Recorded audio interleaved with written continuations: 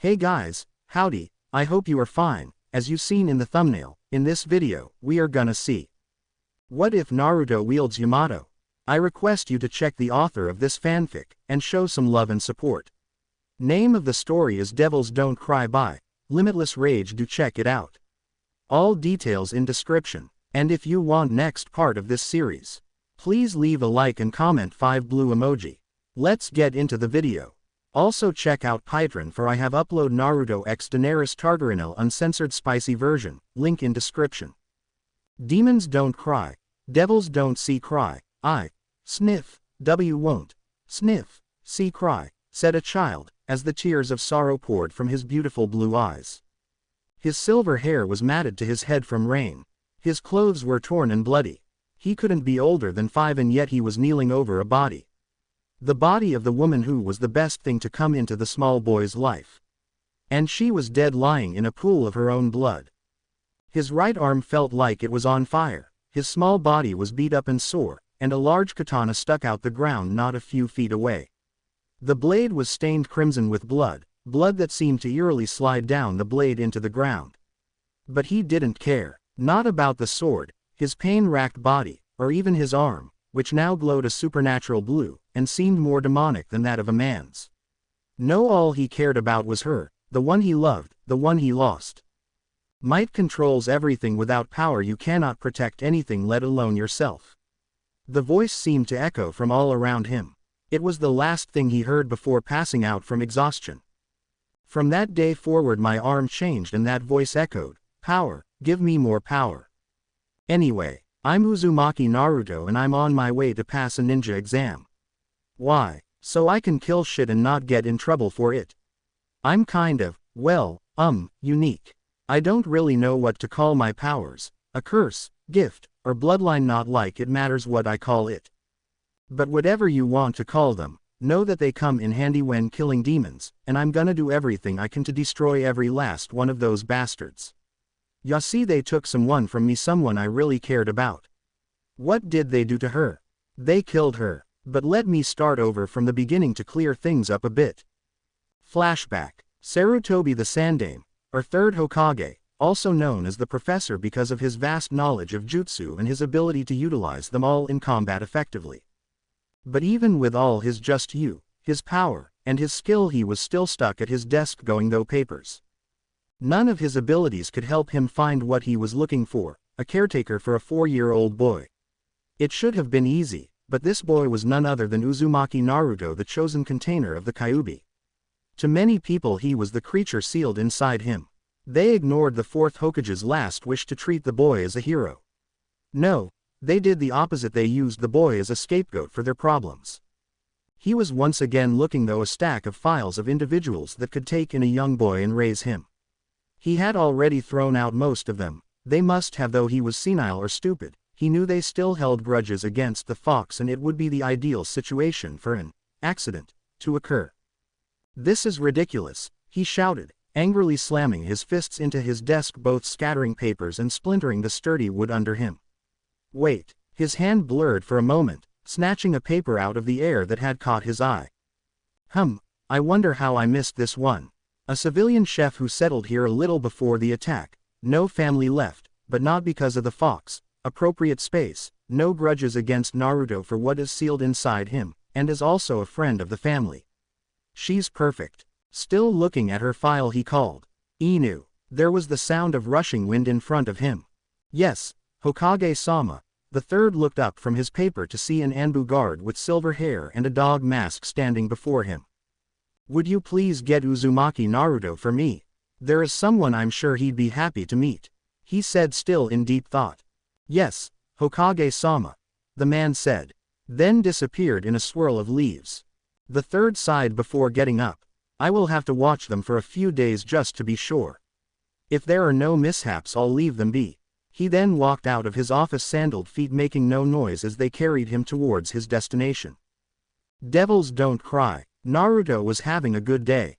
The boy was walking down the street humming a merry tune. First, he had gotten a free bowl of this stuff called ramen for being the very first customer to a new stand by stumbling in by chance. It tasted great, definitely one of the best things he'd eaten. He wiped the drool making its way to his chin. So far no one had said anything mean to him. No cold stares today, they just ignored him and that was fine. He even got to play with some other kids without the parents yelling at him and dragging their children away. Then he got back at that jerk who had ripped him off a few days ago and didn't get caught. It's amazing what yelling, pervert, at a guy near the hot springs can do. Just thinking about it made him laugh. That guy didn't know what hit him. And it serves him right. First he overcharged my groceries a few days ago and then he has the balls to peek in the women's hot spring. Chuckling merrily as he continued on his way, no paying attention to where he was going. Yep, my day is going. Oof. Ow, that hurt, the young boy said, rubbing his nose. What I hit? Huh, looks like a nin. Uh-oh. Looking up slowly he saw a silver hair guy with a dog mask on. Alright Naruto, be smooth, play it cool, you can get out of this one, you've done it before. Taking his calming breath and letting it go slowly. Alright, I got this. I didn't do it, I swear. He yelled out defiantly. The Anbu looked at him for a moment, his mask-covered eyes seemed go pierce straight through him. Naruto was starting to sweat. Actually, he said in a bored tone, I came to get you, the Hokage wishes to see you. Phew, that was a close one. Naruto thought, wiping his forehead. I almost thought. But if there is anything you'd like to confess, he continued. Naruto laughed nervously. Hee, of course not, Anbu-san. I haven't done anything all day. I just happened to see someone being beat mercilessly by a group of angry women in towels. You wouldn't have anything to do with that, would you? He drawled out in his bored tone. Of course not, Anbu-san, he must have just got caught doing something bad. He said nervously. Come on, please buy it. I suppose. Anyway, come with me to the Hokage. He knew, but honestly it was still pretty funny. Besides, that guy had it coming. Alright, lead the way, Anbu-san. Few close call, but the good day continues. Devils don't cry. You see, that is why I need you to take care of him. The orphanage is being biased towards him and I don't trust many others to actually take care of him, and the ones I do trust don't have the time to watch him. I also thought that since you were a good friend of Kushina you wouldn't have any anger toward him. The third paused to study the woman across from him. She had light brown hair kept in a ponytail, but a few loose strands framed her angelic face. Her eyes were a soft brown that held nothing but kindness. She wore a simple sundress with an apron over it, but that only seemed to enhance her beauty. She even had a figure even most kunoichi would die for. Seeing no suspicious actions, he continued. Of course his opinion matters as well. So if you agree we will also see if he accepts. The woman, who had been quiet the entire time while listening patiently, finally spoke. I would be happy to look after him, Hokage-sama. I could use the company and the help. Besides, I always wanted a son to look after. The third nodded his approval. Now will Naruto accept you? A swirl of leaves kicked up to reveal Inu along with a passenger who was currently amazed at how they managed to get here. Whoa, Anbu-san, how'd you do that? That was awesome. I mean, we were just standing there, you moved your hands and poof, we're here. Naruto seemed to stall for a moment before resuming full force. Can you teach me how to do that, please? Please, please, please. Inu seemed to think about it and Naruto's eyes glittered with hope. Maybe. The Anbu started. Yes, Naruto, joy-filled cry echoed through the room. Then began a victory dance. When you're older, he finished. Naruto, who had been jumping around the room in joy, came crashing to the floor head first. Naruto, sit down please, the third said, getting the attention of the small boy who was now nursing a large bump on his head with comedic tears streaming down his face and mumbling to himself. The boy, having his hopes dashed by the Anbu, went to throw himself in the empty chair, not noticing the female occupant of the room. The third cleared his throat, snapping Naruto out of his daze. Naruto, I called you here to ask you a very important question. The Hokage now had Naruto's full attention. The woman next to you has heard of your problems with the orphanage and has proposed a remedy to the situation. Naruto didn't know where this was going. And bringing up the orphanage made him remember things that were less than desirable during his short stay there. Finally noticing the woman next to him, he was stunned by how pretty she was. What would she want with someone like me? Catching himself staring, he turned to the Hokage and asked, so what question do you want to ask? The woman decided this would be an appropriate time to speak. Naruto, I'm Kairi and I was a good friend of your mother. Naruto's eyes widened at this. And after hearing your problem I've decided that I can adopt you, that is, if you want. If Naruto's eyes were big before they were huge now. Naruto was thinking in overtime. This lady who was nice and pretty wanted to adopt him. Is this a joke? No, it couldn't be. Gigi wouldn't do that to him, would he? No, Gigi never hurt him before, why would he stat now? I want a family, but how do I know that she won't just turn out like all the other mean people? The others could tell the boy was struggling. Should he pass up this chance and risk losing it forever, or take it and risk being hurt again? As much as they wanted to help him they couldn't. This was his choice and he had to make it. The boy's struggle was quickly becoming even more fierce. Tears were slowly gathering in his eyes. I don't want to be alone anymore. I'm tired of the only one not having a family. It's not fair. Will she be any different than the others, that the ones who call me a demon, a monster, and curse me while I'm not looking? After watching the boy fight and try to sort his feelings, the boy spoke up. I just have one question, just one. Kairi looked at him. His hair was now shadowing his eyes. What is it? She asked gently, careful not to scare him. The boy finally looked up, tears streaming down his face, nothing goofy or funny about them. These were real tears, tears that held so much pain, more than any child should have, and he was trying to hold them back. Wyul love me.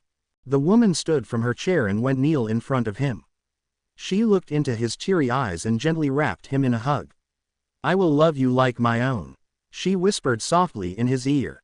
Naruto returned the hug full force, as if scared she would disappear if let go. His mask crumbled, and for the first time in a long time, and he openly cried tears of fear, sadness, but most of all joy, because he finally found a family. The Sandamin and Anbu watched silently as the scene unfolded before them. Soon all the essentials were taken care of and Naruto was on his way to his new home with his new mother. Devils don't cry. What followed the next few months was perfect. Kairi was the mother Naruto always dreamed about, smart, kind, and beautiful. She was also gentle. She never got angry when he did something wrong. She would just smile and corrected him. And Naruto did everything he could to be the best son possible, to see that smile. When his birthday had came around, she had actually managed to give him a party at her restaurant. Everything was in place: food, presents, but most of all friends. The Hokage was there along with old man Tyuki and his daughter, Ayame, from the Ichiraku ramen bar. Kairi was even able to convince the parents of children that were his own age had come to play with him. It was great. He had been sure to be nice to them to make sure to prove the bad rumors about him wrong. He even learned all their names. There was Hinata, Sakura, Shino, Choji, Shikamaru, Ino, and Kiba. He didn't know how Kairi did it, but then again he didn't care. They were even happy to be there. They weren't just forced to come. It was the best day of Naruto's life. Everything was perfect. Too bad it was all about to end. Devils don't cry. Sarutobi was disturbed. He had been getting more and more reports of lesser demon fights. While the lesser demons themselves weren't surprising, after all there were creatures such as the nine-tailed fox that roamed the land, it was still alarming at the increasing frequency of the attacks. Some villages and travelers that didn't have shinobi or any other type of defense were in great danger. Devils don't cry. Kairi and Naruto were currently returning from an outer village northeast of Konoha that had specific ingredients needed for the restaurant. It's been a couple of months since Kairi first adopted Naruto, and if a person would see them they would not believe the child was adopted, let alone a few months ago. They seemed like any other mother and son. Naruto was helping set up camp when he heard an eerie laughter that sounded inhuman. Then he saw them. They seemed to come out of nowhere. Ugly, bulbous creatures. Some had a crude scythe for an arm while others had the blade for a leg. They seemed slightly slow and moved oddly, that is until they started attacking him. They seemed to jump and attack in complicated formations. His small form was hard-pressed to avoid all of them. They had even managed to surround him. Just when he thought things couldn't get any worse, he heard a sound that scared him worse than any laugh these creatures could produce. It was the sound of Kairi's scream. While trying to avoid these monsters, he had forgot that she had went to refill their canteens with the nearby steam. She was in danger. Forgetting all worries about his own safety, he charged the nearest monster with a scythe on their leg. It is unbalanced with its weapon, so it should take longer to recover if knocked down. His analyst was quick and fueled by emotion. The nearest one with a blade on its leg was in front of a few others like it. He pushed his legs harder. He needed all the momentum he could get. The monsters had not moved yet, either out of curiosity of what he was doing or amusement at his retaliation. It left Naruto the opening he needed. Naruto, not slowing in the slightest, reared back his right fist and slammed it into the creature. Whether by his momentum or his strength, it was enough to knock the creature off its feet and into a few enemies behind it. All of them went tumbling to the ground as a result. Naruto flew past them, stepping on some in his path. Hearing another scream, he ran faster. If he hadn't been worried about Kairi so much and getting there, he might have noticed the faint blue glow coming from his right arm, the one used to punch the monster for an opening. Trees seemed to be a blur and they flew by him at impressive speeds. His lungs and legs were burning and cry out in protest from the strain he was putting them though. P.O. Re. Ho. Ho, what was that? He wondered, but a third scream broke that train of thought. It sounded more desperate, more fearful. He needed to hurry. He finally broke through the trees into a clearing. Seeing Kairi surrounded by those monsters, already looking slightly scratched up, he acted on instinct alone. Leave her alone, he screamed, punching the one that was about to lunge at her with all his might. It flew into a group of others and exploded, seemingly to the shock of the other creatures. Naruto, watch out! Naruto barely turned in time to see one take a swipe at him. Time seemed to slow. As he moved out of the weapon's range, he saw another lunge from out the corner of his eye, the blade on its arm trying to slice him in two. Oh no, you don't. It seemed to come natural to him. He suddenly lashed out with his arm, grabbing the monster by the leg, spinning him around, hitting ones around him and throwing it back at a group of them. Only at that moment did he notice the blue glow his arm was giving off. Everything seemed to stop. Even the creatures recognized his arm and they seemed to be scared of it. Then suddenly a brilliant flash of light came from his arm, blinding the creatures, Kairi, and even Naruto himself. When they all regained their sight, they stood there in awe.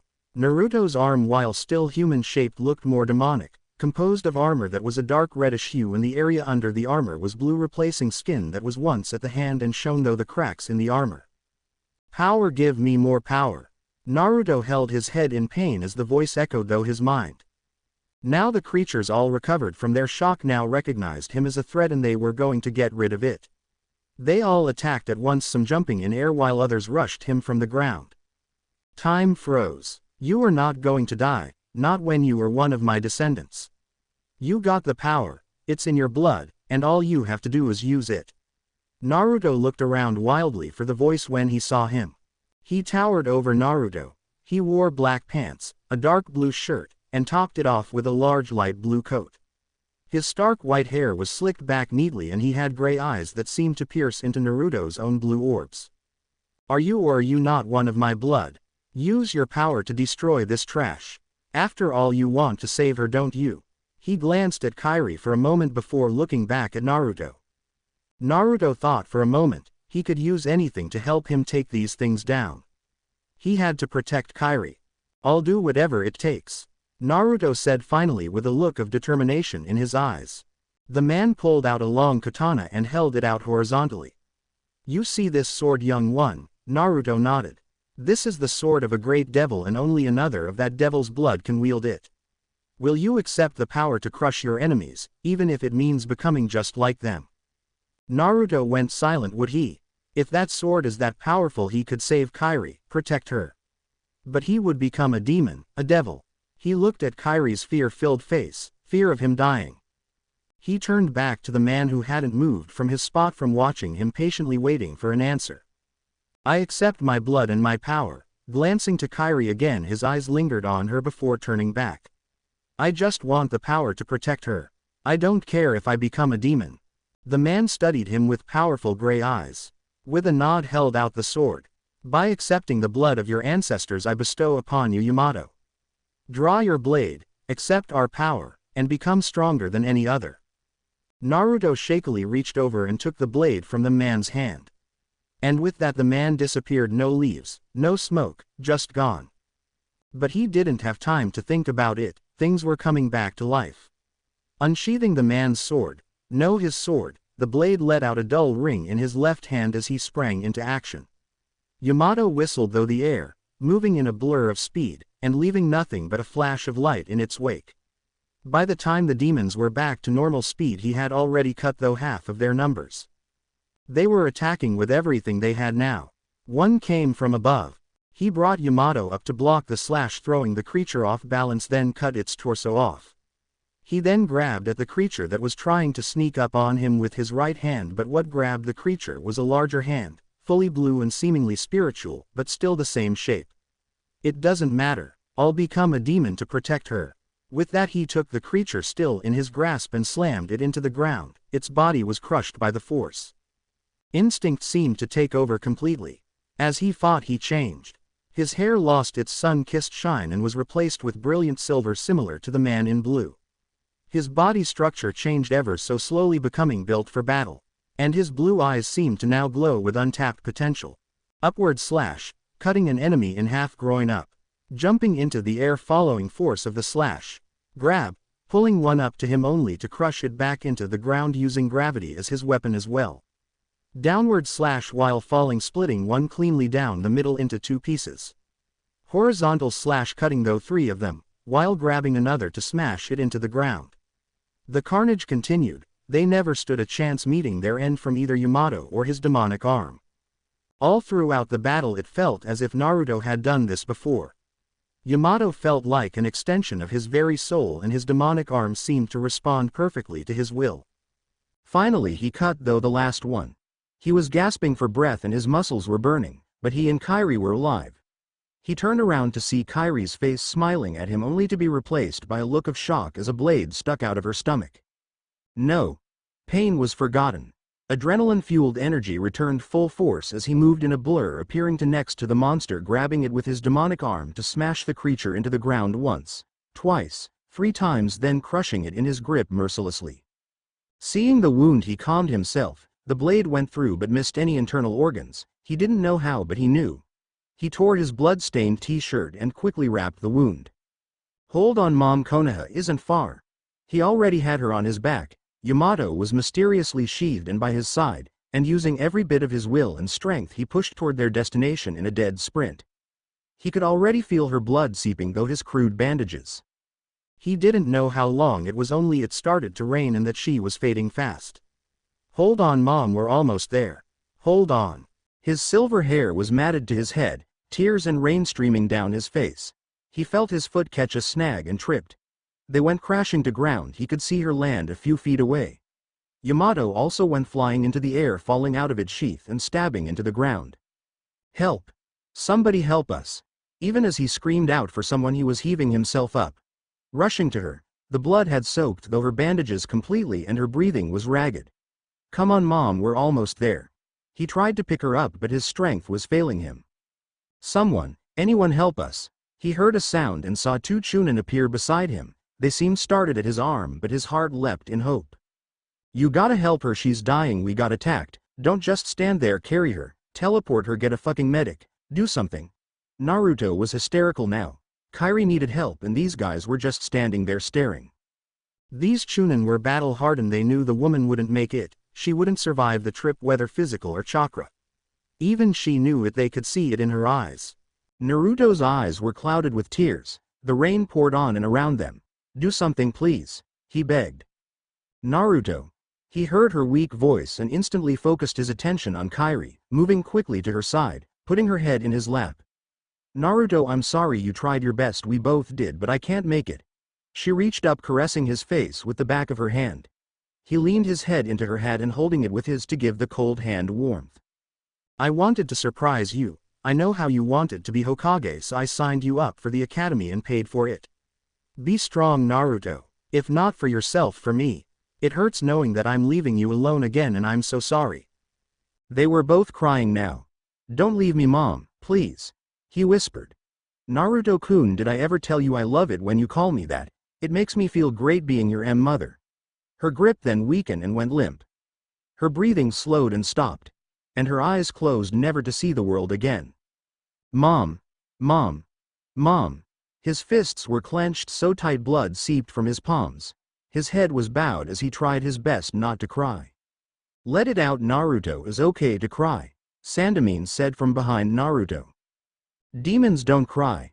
Devils don't cry. I, sniff, W won't, sniff, C cry. And with that he broke down. Tears of sadness and hate came free as he held her body close and cried. His right arm felt like it was on fire, his small body was beat up and sore, and a large katana stuck out the ground not a few feet away. The blade was stained crimson with blood, blood that seemed to eerily slide down the blade to the ground. But he didn't care, not about the sword, his pain-racked body, or even his arm, which now glowed a supernatural blue, seemingly more demonic-like than that of a man's. No, all he cared about was her, the one he loved, the one he lost. Mom, might controls everything. Without power you cannot protect anything, let alone yourself. The voice seemed to echo from all around him. It was the last thing he heard before passing out from exhaustion. Devils don't cry. A few days later we find Naruto along with others' families, from the Hyuga family to the Ichiraku ramen stand family, at the funeral of Kairi Uzumaki. Naruto didn't shed a tear, he couldn't. He had cried himself to sleep for the last few days. The only thing hiding that fact was the thick sunglasses. He just stood there, in his black clothes and bandaged arm in a sling, staring at that stone. Here lies Kairi Uzumaki, loved by all, dear friend, Ali. And most of all, Mother. The third stood next to him. Oji-san, when does the academy start? He spoke suddenly. In a few days, Naruto. Why? The third asked, puzzled. Because, I need more power. This won't happen again, ever, and I need someone to help me with my sword. After all, might controls everything. Without power you cannot protect anything, let alone yourself. The Hokage sighed. Very well, Naruto, I'll see what I can do. End flashback. Naruto stood before the academy entrance in baggy black pants and a large black trench coat. He didn't do shirts, they always got messed up when he used his powers. Besides, most his age thought the seal on his stomach was a tattoo. His hair was messy and worn down, and his look was complete with black combat boots, Yamato by his side, and his right arm bandaged up to the shoulder. After all, no one needs to know about my trump card so soon anyway. He looked at his bandaged arm and clenched it, causing a faint blue to shine through the bandages. Might controls everything. Without power you cannot protect anything, let alone yourself. He then kicked down the door and walked in. I need more power, to protect the ones I love. A descendant of Sparta has been revealed, a devil born, and he's ready to kick some ass. A young man with a scar on the bridge of his nose sat silently at his desk next to his silver-haired assistant. If one would glance at him it would seem as if he was finalizing his paperwork, but to the more trained eye they would notice he was silently observing the students.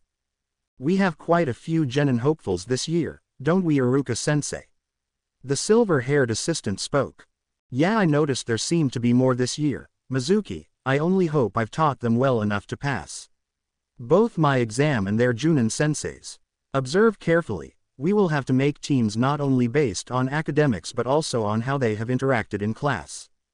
The students themselves were blissfully unaware as they continued their excited chatter. Many students were bragging on how they would pass easily while others were tired from cramming all night. Iruka finished his observation and turned to his assistant. Mizuki, you can go ahead and start roll now. Sure, the man said, getting up. Mizuki tried, but he was painfully unsuccessful in getting the class's attention. A little help, Iruka-sensei? He asked, looking a little embarrassed. Iruka chuckled to himself before getting up and taking a deep breath. Quiet down. Utilizing his powerful demon head jutsu. Silence seemed to settle instantly. Iruka patted Mizuki's shoulder good-naturedly before returning to his seat. While Mizuki called roll, Iruka mentally listed the most promising students. Let's see, the Ino Shika Cho trio look interesting. They are already close and teamwork should come naturally to them with their techniques supporting one another. I might make a tracking team with Hinata, Shino, and Kiba. Kiba may bring Hinata and Shino out of their shells while they calm him down a bit. All that Inuzuka pride could get him killed. Who's left? Sakura, while not from any clan, has the book smarts to make it through the exam, and hopefully she will have a Junin sensei that will make her more useful in the field. I'll put her with Sasuke to balance them out since he is the year's rookie. Wham! The door suddenly flew across the room at speeds that would put some ninja to shame and crashed into the far wall.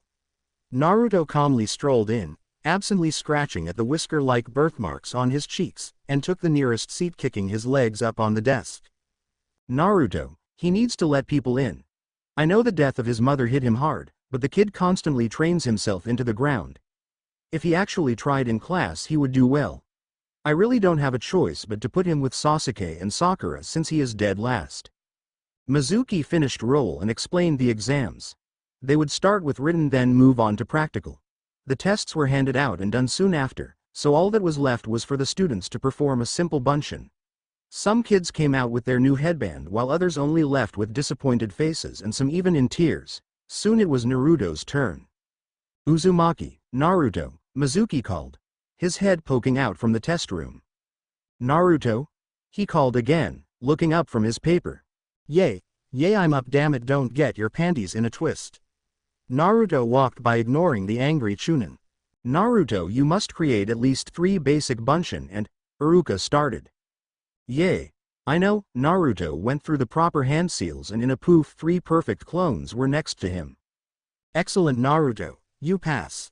Here is your headband and congratulations on becoming a Kohona Genin, but how come you didn't take the test earlier if you can perform the jutsu perfectly? Iruka asked his student, looking greatly puzzled. Naruto shrugged. Didn't feel like it, he grumbled while walking out and tying his headband to his left arm. If he had looked, he would have seen an evil glint in Mizuki's eyes. Walking outside, he made his way through the huge amount of parents there to congratulate their kids on becoming a genin. Like always, he was only met with glares, whispers, and the shuffling of people eager to move out of his path. Naruto felt his heart ache a bit watching a student run up to hug a woman who must have been his mother. He clenched his bandaged hand absently while crushing the sadness back down. I have better things to do than dwell on the past, Naruto thought as he shot a glare to 2 women in a corner who he heard talking about him.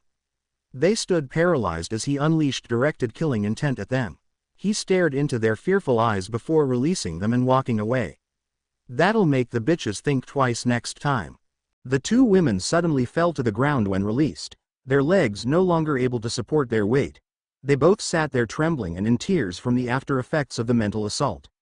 Seeing one's own gruesome death will do that to a person.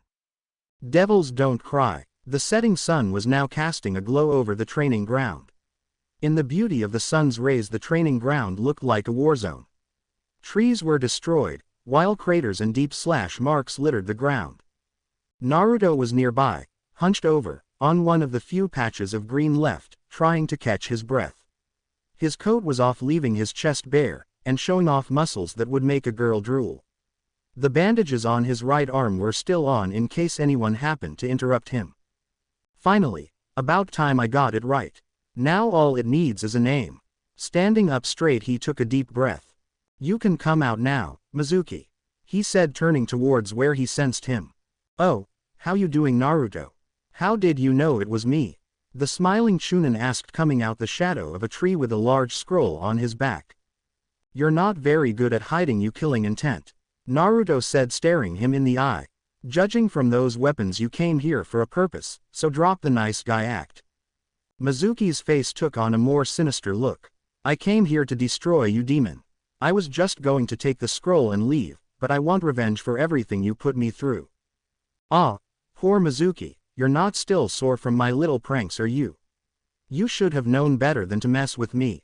Naruto chuckled, then added, besides, they couldn't have been that bad, could they? You have no idea how horrible it was. Mizuki screamed, a crazed look settling in his eyes.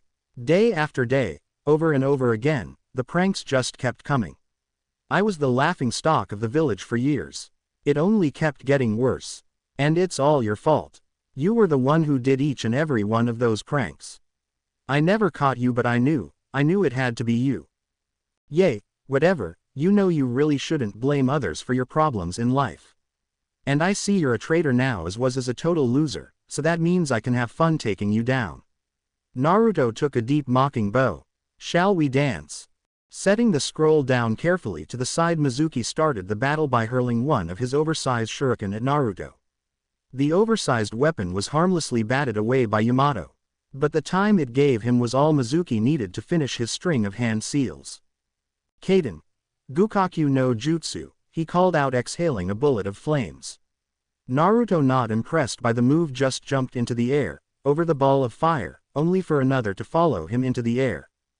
Just who does he think I am, some amateur? He thought, switching, readying Yamato in its sheath. Judgment cut, he said calmly. Yamato left its sheath with blinding speed, cutting through the air with a lightning-quick slash before returning to its sheath in the blink of an eye. An arc of light seemed to strike the fireball. When Yamato clicked back into its sheath, the ball of fire just bursted into embers. Not bad for its first use against a real opponent. Mizuki didn't know what happened to the fireball, but he moved as soon as he had launched the attack. He spared a glance back to the origin of the fireball to see a huge trench carved in the ground. How did he do that? Naruto landed softly. He then dragged his bandaged thumb across his neck in a throat-slitting gesture before extending his arm with his thumb pointing down. That was pathetic. You can do better than that, can't you? Mizuki just gaped at how close the attack came to hitting him. Naruto then got into a defensive stance with Yamato sheathed on his right side with his left hand on the hilt. Going through more hand seals, one Mizuki became 5 with a cry of Kage Bunshin no Jutsu. Then 3 clones charged at him head-on. Illusions. Naruto wondered. He then noticed the clouds of dirt kicked up by their footsteps. No, they're solid. How does the loser know a move like that? The first 2 reached him at the same time, splitting paths and lunging from opposite directions. One swiftly had his torso separated from his legs.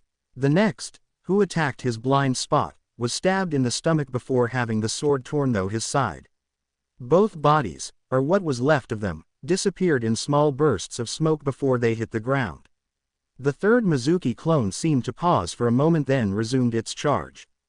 You think he'd notice that tactic? Didn't. The Mizuki ducked under Naruto's sword stroke, aimed for his head and grabbed onto the blade before starting to glow. Bunshin Debakua, it shouted. Never mind. Naruto quickly releasing his sword to jump away. The following explosion threw his sword into a tree trunk. Fucker. That was sneaky, I like that. He thought while landing on the ground. Ha! Right where I want you, demon. The last 2 Mizuki lunged at him with their huge shuriken position to kill.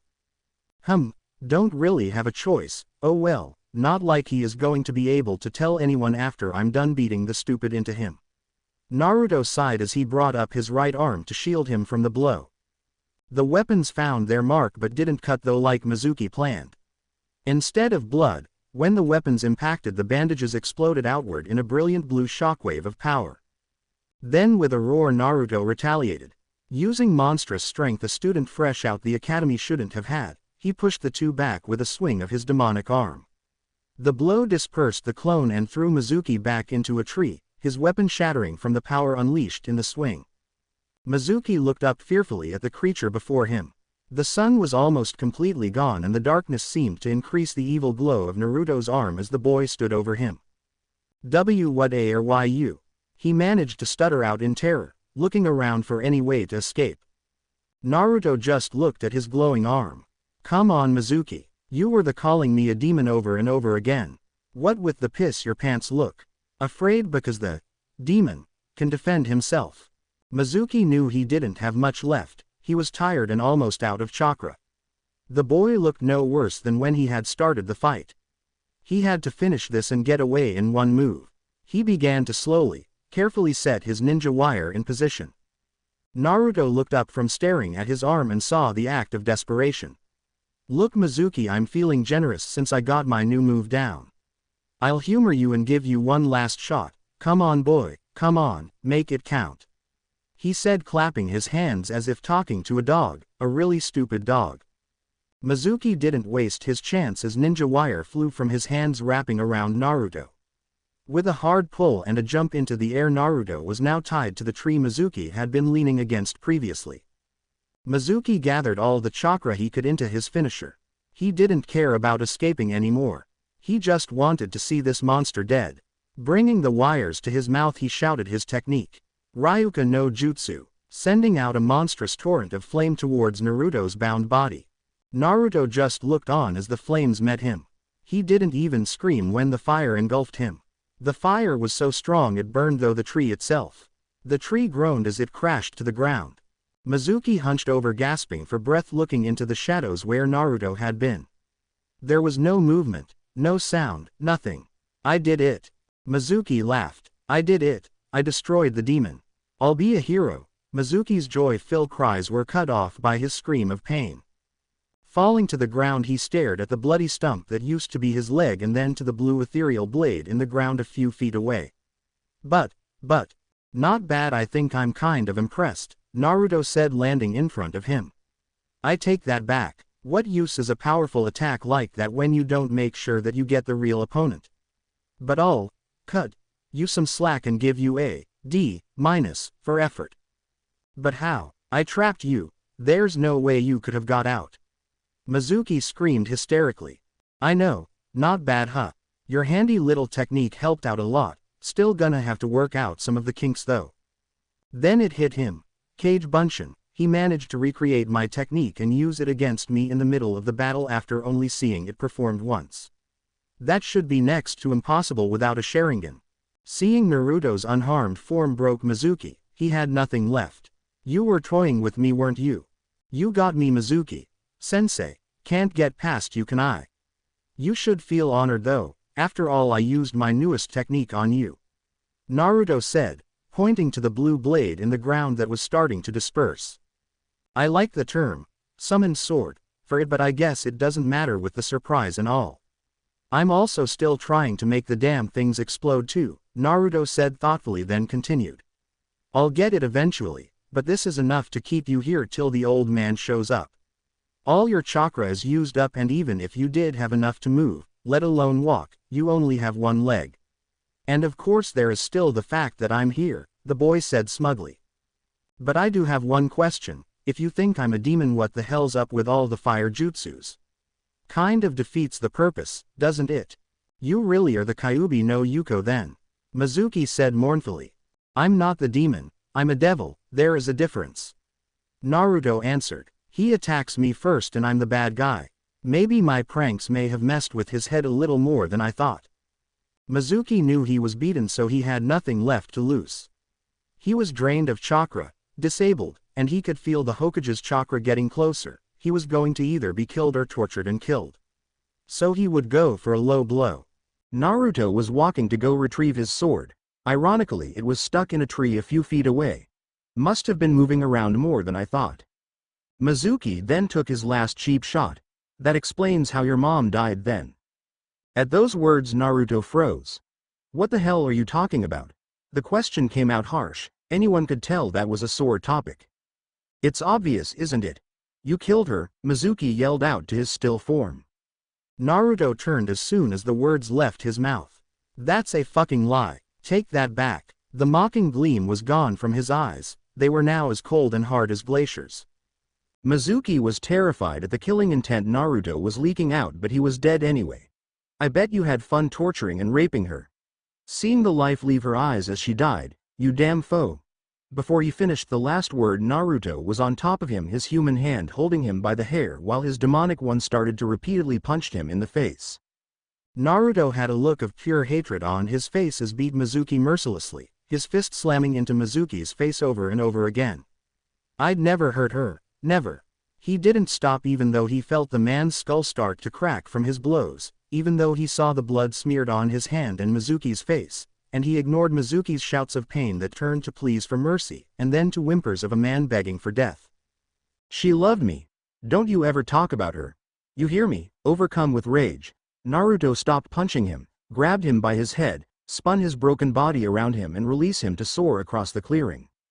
Then tearing Yamato from a tree, it was sheathed and he hurled the sword after him with all his might, but that wasn't enough. Following after Yamato were 5 ethereal blades summoned one after the other. Mizuki slammed into the tree. He felt his spine snap from the impact, but strangely he couldn't feel anything.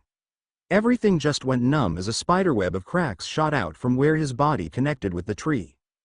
Before he could even fall to the ground, Yamato flew true and stabbed deep into the middle of his chest, bursting from the bark on the opposite side with blood leaking from the tip.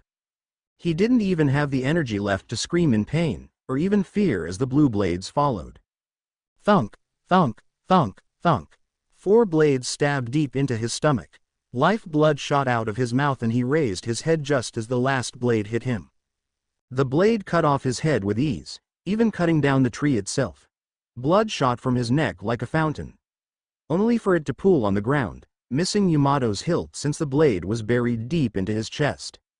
This is the sight the Hokage came to see when he entered the clearing with 4 Anbu behind him. He faintly heard one of them whisper, "Damn, overkill much?" As 2 went to inspect the body and the other 2 to retrieve the scroll, Sarutobi walked towards Naruto, who was walking up to the body himself. Walking next to Naruto, who didn't break his stride, he asked, "Did you do this, Naruto?" Naruto stopped in front of the body and just looked at him before reaching forward and pulling Yamato from Mizuki's definitely dead body with a sickening squelch sound. Letting the body crumple to the ground with nothing left to support it, summoned swords having already dispersed. Naruto flung the blood off in an elegant motion and sheathed his sword, then answered, "I disposed of a traitor, Hokage-sama." The Hokage knew the look in the boy's eyes. He could see the carefully hidden hatred clearly, and he knew it wouldn't pay to scold him since killing was natural in a ninja's career. "Very well, Naruto, but I want a report on what happened tonight on my desk tomorrow along with your ninja profile. And also I want no one to know of this. It's hard enough keeping you out of trouble without people out to get you, is that understood?" Naruto smiled. "Yay. Thanks, old man," then went to gather his coat before jumping off. Sarutobi then turned, looked at Mizuki's body sprawled out on the ground in its own blood, then followed a trail of the red substance to the unrecognizable head a little ways to his right. One of the man's legs was gone. His body had what looked like deep sword wounds. His back was bent at an unnatural angle. The head itself worse than that. The hair was dyed red in its own blood, and his face was just a bloody smear, looking mangled and twisted with almost no features to identify it to the man he was in life. "You really were a fool to bring this upon yourself, Mizuki," he whispered under his breath. "Devils don't cry. It was a beautiful new day, the sun was shining brightly in the sky, the birds were singing. Just take the damn picture already, old man, I got shit to do." Fine. Kids today. No respect for their elders, and Naruto was in a hurry to get his picture taken so he could get the old man off his back. Flash, Naruto stood in his picture with all his clothes on. His shuriken holster was securely strapped to his left leg, and his right arm once again bandaged to the shoulder. His silvery untamed hair and trench coat danced in the wind behind him. Arms crossed over his chest and Yamato on the right side of his hip. His handsome face seemed slightly feral with the whisker-like birthmarks on his cheeks. If anyone saw this picture they would wonder how the fangirls hadn't sunk their claws into him yet. Why the hell does a ninja need a picture anyway? Shouldn't we not want to be seen? Whatever, it's too early for this shit. Devils don't cry. Naruto was now sitting in front of the old man and some random guy who thought he was the shit because he got to sit next to the Hokage. "Is this the full report, Naruto?" Sarutobi asked with a hint of suspicion in his voice. "Yay.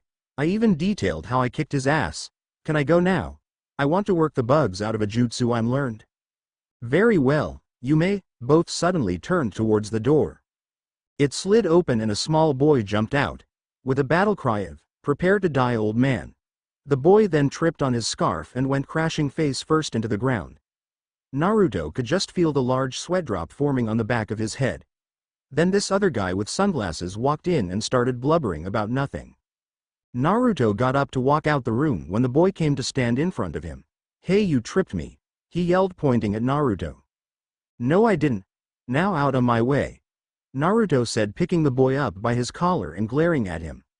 His right arm showing no signs of strain from the extra weight. "Unhand him at once, Naruto, that is the Hokage's grandson, Konohamaru," the guy with sunglasses said. Naruto looked up at the guy, then back to the kid who now had a smug look on his face. "I don't care who he is, keep him out of my way or he'll be dog meat, or should I say fox meat." The small boy then let out a cry of surprise as he was flung effortlessly into the wall and landing, none too gently, on his rear. "Ow, that hurt," he though on the verge of tears. "What gonna cry, grandpa's boy?" Naruto taunted, walking out. "Suck it up, kid, crying doesn't get you anywhere. Learn how to fight your own battles," and with that he was gone, ignoring the sunglassed man's stunned look. "Who does that guy think he is? Wait a second, Naruto. As in Naruto the prank master, I have to get him to train me." The small boy was off, pain a distant memory. Everyone seemed to ignore the guy with sunglasses as he kept talking gibberish. Devils don't cry. Naruto was really annoyed now. This kid just wouldn't take a hint. The runt had followed him all the way to the training ground he was going to use. Listen, you're going to come out right now before I punt you into the Hokage monument, he said, agitated. So it's true you are the great Uzumaki Naruto, the boy said as he revealed himself from his, rather poor, hiding spot. Wah, am I famous or something? Naruto questioned the boy that walked up to him. You don't know? The boy asked. Well gee, I guess not since I'm asking, Naruto said, annoyed. Konohamaru seemed to burst. You're the great Uzumaki Naruto. You're a prankster legend. You're the only academy student ever to prank Anbu, the Hyuga, and my grandpa without getting caught. Your pranking genius and creativity strike fear into the hearts of the most battle-hardened shinobi.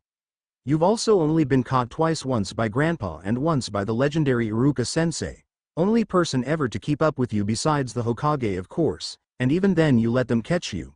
And. Naruto decided to stop the rant before the kid died from lack of air. Okay, I get it, you're a fan, so what, you want an autograph or something?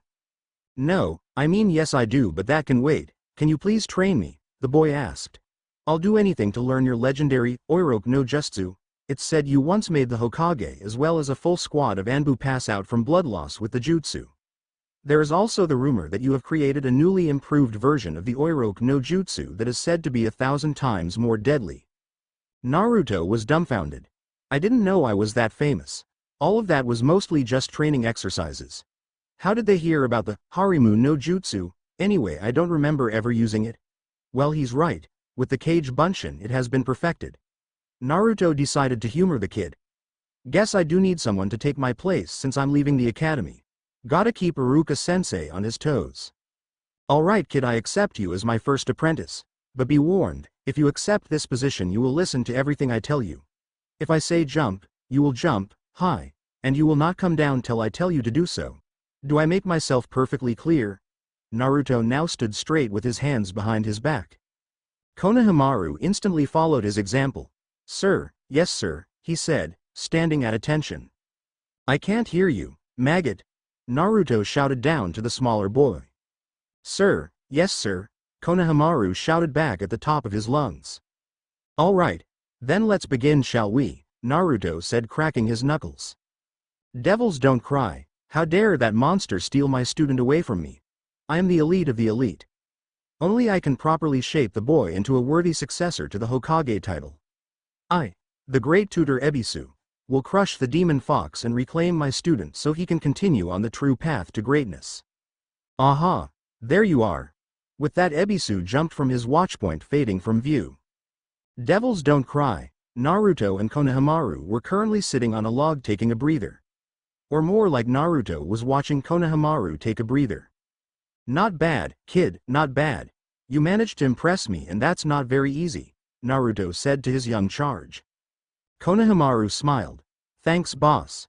The small boy could feel himself swelling from the praise. Of course, Naruto continued.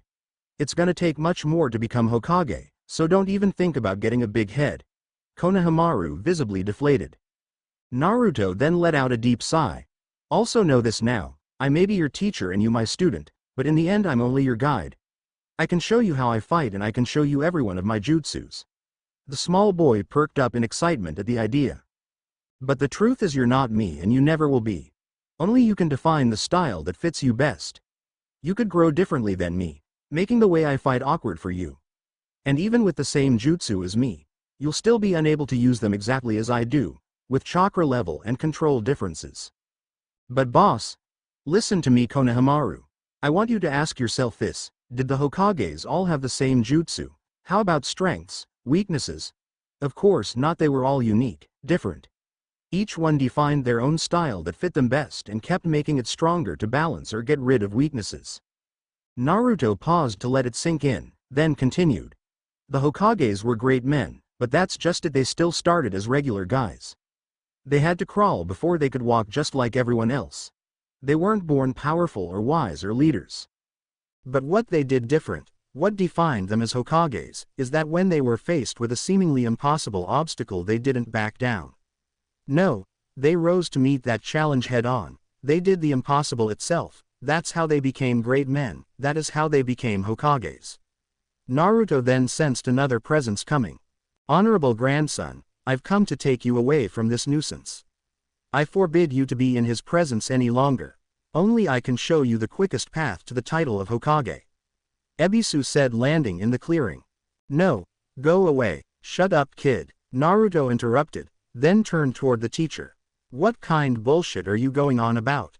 You know as well as I do there is no quickest path to Hokage. Silence. I do not need you turning my own student against me. I want you to stay away from him. The man finished this with a cold glare laced with a little killing intent. Naruto was completely unfazed by the attempt to scare him. Look, I'll make you a deal.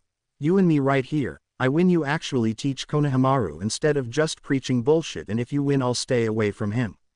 Naruto then took a defensive stance, while whispering to Konohamaru. Watch close if you want to see the perfected version of the Orochi, so stand back. I accept your challenge, boy. I am far more skilled than that fool Mizuki. Taking his own stance. Kage Bunshin no Jutsu, one Naruto then became dozens surrounding Ebisu. What, you think this move could never possibly beat? He stopped when he noticed them all make a simple henge seal. When the large smokescreen had cleared away, Ebisu had trouble breathing. Girls, naked, completely different from each other, of all shapes and sizes. The only thing they had in common was their beauty. They had gorgeous, not one dog was among them. They were suddenly all over him. Perky breast and smooth legs rubbing against him. Just as most of his blood about to leave from his nostrils, he felt the sharp prod of a blade all over his body. Fa. The women were still close to him, but each held a very deadly-looking katana somewhere on his body. Ebisu-sama, one of the blondes whispered huskily into his ear. If you have a nosebleed like the pervert you are, we're going to teach you a very, very painful lesson. Do you concede? The question was punctuated by a rather painful prod from her sword. I concede, he stated, miserable ly. The brat only used the technique to get in close. How foolish of me to let my guard down. They all disappeared in clouds of smoke, even the one that asked him to concede. Naruto calmly walked up to him through the smoke. Now, you lost fair and square to my Haremu no Jutsu. You have to teach the kid, not just preach to him. And you better make him work hard, don't you dare baby him, and none of that shortcut crap. If he doesn't listen, just tell me, I'll fix that. Naruto then walked to Konohamaru. You tell me if this perverted idiot starts getting lazy. And you better not slack off yourself or else. Konohamaru paled and swallowed the nervous lump in his throat, thinking of the things Naruto could put him though. See ya, I'll try and say hi whenever I can, but I'm not making any promises when. Naruto started to walk off. Why did you help me so much? Konohamaru asked quietly. Naruto paused and without turning around answered. Because kid, you have the same goal as me. But I don't know if I'll reach my goal. So I need someone to fill that seat if I don't make it. Oh, and be sure to only use that technique only on the opponents I told you about. Naruto walked away, disappearing into the shadows. Ebisu walked over to Konohamaru. What is the technique he spoke of? Did he teach it to you? Yay, I managed to master it too. Wanna see? The young boy asked excitedly. Why, of course, I may be able to point out something the two of you might have missed. Putting his hands in a seal-gathering chakra, he was obscured in a cloud of smoke. Whatever Ebisu was expecting, it wasn't this. Out of the smoke came one of the most beautiful women he'd ever seen. Long brown hair fell to her shoulders, lovely brown eyes, full lips, long smooth legs, and the cloud of dispersing smoke barely left anything to the imagination, barely managing to conceal her large C-cup breast and forbidden area between her legs. Well, what do you think, Ebisu-sama? She asked shyly, blushing under his gaze. Before he knew it, the blood rushed from his nose. The force so great it lifted him off the ground, only for him to come crashing down a moment later. All this was too much for him as his brain started to shut down from sudden blood loss. As he teacher passed out, Konohamaru let the technique go. He paused for a moment to make sure his teacher was out, by poking him with a stick a couple of times. Then a joy-filled cry burst from his lungs. Yes, Orochi no Jutsu is a success. Beginning of Chunin arc, give or take. The two girls, Lade and Trish, from DMC are default choices. I think I can do are Tamari, a hot wind user with a huge battle fan. One of the more powerful ninjutsu wielding kunoichi. Tayuya, the no back down to Naruto attitude would be fun to do as well as him putting her in her place. Enko, she may seem a little too old for Naruto, but she would find a soulmate in Naruto's bloodthirsty side. Female Gaara, another who knows Naruto's pain from being a Jinchuriki. You don't really see this one. And I only thought of it because of a review suggestion. But I think I could make this one happen. Hana could become Naruto's alpha female. Won't be tamed easily though. Those are the choices I think I can do without much trouble. Vote for the girls you want in Naruto's harem every chapter and I'll start on the winning pairings. Now on to chapter 3. Will the devil become a genin? Where am I? Naruto wondered as he looked around. He was on a mountain of some sort. Stone pillars towered over him. The full moon was behind him. It seemed so close, he wondered if he reached out. Could he touch it? That's strange. Droplets of water were frozen, hovering in midair. When he moved his hand though, he felt the dampness collect on his arm. He also saw that he left a trail of clear air where his arm passed. Damn, that's interesting. Then he noticed the two men frozen in the middle of battle. They looked almost exactly the same. If it wasn't for the difference in color of their clothes, it would have been impossible to tell them apart. Both had silver hair matted to their hair from the pouring rain. Looks of identical rage on their features. They even looked kind of familiar, he just couldn't remember where. You've heard of it, haven't you? The Legend of Sparta. He was instantly alert, trying to pinpoint the voice. It sounded like a woman telling a story to an infant. Everything sprang to life at the sound of her voice.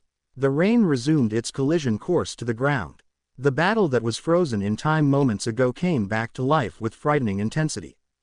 Long ago, in ancient times, a demon rebelled against his own kind for the sake of the human race. With his sword he shut the portal to the demonic world and sealed the evil entities off from our human world. But, since he was a demon himself, his power was also trapped on the other side. The voice resonated from all around him. Since he couldn't find the source, he just listened and watched as the fight raged on. Their swordsmanship made Naruto's skills look like a beginner.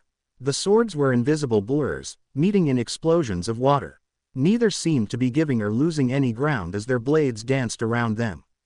One final clash and the water exploded around them in the shape of a dome. Then they were frozen again with their swords still locked. When he felt a hand on his shoulder, he instinctively went for his sword only to find it gone. He turned to see the face of the person able to sneak up on him. Damn, the woman couldn't be that older than 20. She wore a cheongsam, or form-fitting dress, with the sleeves cut off and large slits in the dress for a wider range of movement. It also showed off her bust and legs quite nicely. She wore skin-tight leggings with high-heel boots under the dress.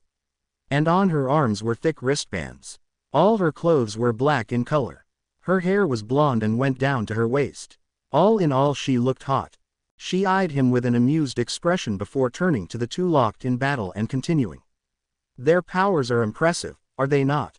Not even fully grown into their demonic heritage, and they can already defeat demons centuries older than them. Of course, what else is to be expected from Sparta's own two sons? But alas, their stories has passed. This is you story, descendant of Sparta. So I'm related to this Sparta guy too? Naruto asked, staring at his arm. That's where I got my devil bringer from. The woman also looked at his arm as if knowing what lay under the bandages. Yes, this is how you have acquired your unique abilities. Even now, as we speak, your power grows as your devil blood becomes even more potent. A word of warning, you will face difficult challenges ahead that will cause you to use this power, but you must not let it consume you or you risk becoming a slave to your own darkness. The world around them went pitch black without warning, a desolate void with nothing in it. The dreams will become more frequent, but for now our time is up. Hey, what the hell, I still got questions. What challenges? And what do mean my blood is becoming more potent? And who are you anyway? Naruto shouted to her. All will be revealed in time, young one. She spoke calmly. But for now you must return. She suddenly lashed out with an open palm thrust, hitting him square in the chest and sending him flying. He shot up from his bed with a start. He just sat there for a moment, collecting his thoughts and absently noting the rising sun outside. Damn it, all she did was give me more questions. Devils don't cry. It was the day he finally started his career as a genin. Naruto was walking to the academy when a blur of pink and yellow rushed past him. What the hell was that? He shrugged. Oh well, not like it's my problem. Devils don't cry. Iruka sat at his desk thinking. What was going through his mind, you may ask? I can't believe Naruto was able to kill Mizuki. I know he's strong, but Mizuki was still a chunin, rookie chunin, but a chunin nonetheless. Ever since Naruto joined the academy, Iruka watched him carefully, believing he was the Kyuubi, but as he watched he only saw how human the child really was. Iruka didn't know when it happened, but his opinion of Naruto changed. Iruka started to try and understand Naruto. When the child would get in trouble, he'd ask the boy his side, and every time he got reasonable answers. He came to discover some teachers that went out of their way to getting him into trouble when it clearly wasn't his fault. Iruka got the child out of plenty jams, but there were some even he couldn't fix, no matter how strong his evidence was. In doing this he earned the boy's respect, trust, and immunity from the more creative pranks. Oh, Iruka still got pranked alright, but those were more good-natured and funny than the others created out of revenge. Some of those others still made him shudder. When Naruto started training himself into the ground and stopped caring what others thought of him, naturally Iruka worried. When Iruka asked him about it, he didn't know what terrified him the most, the way the boy said it or the answer itself. Iruka-sensei, there are people who have already made up their minds, and no matter how hard I try I'm not gonna change it. So if I can never have their respect, then I will have their fear. It's as simple as that. He let out a deep sigh. You need to stop worrying, Iruka. Besides, it's time to start these kids on their careers as a ninja. But before Iruka had a chance to start his speech, the newly repaired door was hurled open by two bickering young kunoichi who rushed in at the same time. I won Ino Pig, so I get to sit next to Sasuke-kun. The pink-haired one shouted to the blonde. No way. Foreheads don't count, Sakura. Besides, any decent ninja could see that I won by a mile. The blonde-haired girl, Ino, shouted back at the pink-haired Sakura. The two were now fighting next to said seat, trying to push the other out the way. Iruka was just about to intervene when everyone stopped talking to stare, even Ino and Sakura. Naruto Uzumaki casually walked in, pausing briefly to look around. He calmly walked to the nearest open seat, which just happened to be the one Ino and Sakura were fighting over, and sat down, kicking his feet up. None of the students moved. They all knew you never got in between the two head members of the Sasuke fan club. Get out of my seat, Naruto! The two girls screamed in union. The girls' eyes widened in realization of what they had done. A loud collection of gasps was heard throughout the classroom. Besides not getting in the way of the Sasuke fan club, there was another rule you never broke unless you wanted to spend some quality time at the hospital. Never, ever, even think about messing with Uzumaki Naruto, no matter what the circumstance. It was made absolutely clear the first few days of the academy when a few older kids thought it would be fun to pick on the new kid because his mom had died a few days. Kids had the advantage of numbers, size, training in ninja arts, and experience. Even with all that, not one of them ever looked the same again. Naruto had beat the crap out of them. The term, a face only a mother could love, was redefined. The message was loud and clear. Do not fuck with me, ever. The kids that attacked him were hospitalized for at least a month, and after they got out they quit the academy, some because they couldn't continue and others out of sheer fear of what would happen if they ever went back. The kids' parents tried to do something, but they couldn't find anything to fault Naruto on since it was self-defense. But back to what Sakura and Ino are doing now that they have realized they broke this. Girls were now trembling in fear of what would happen to them.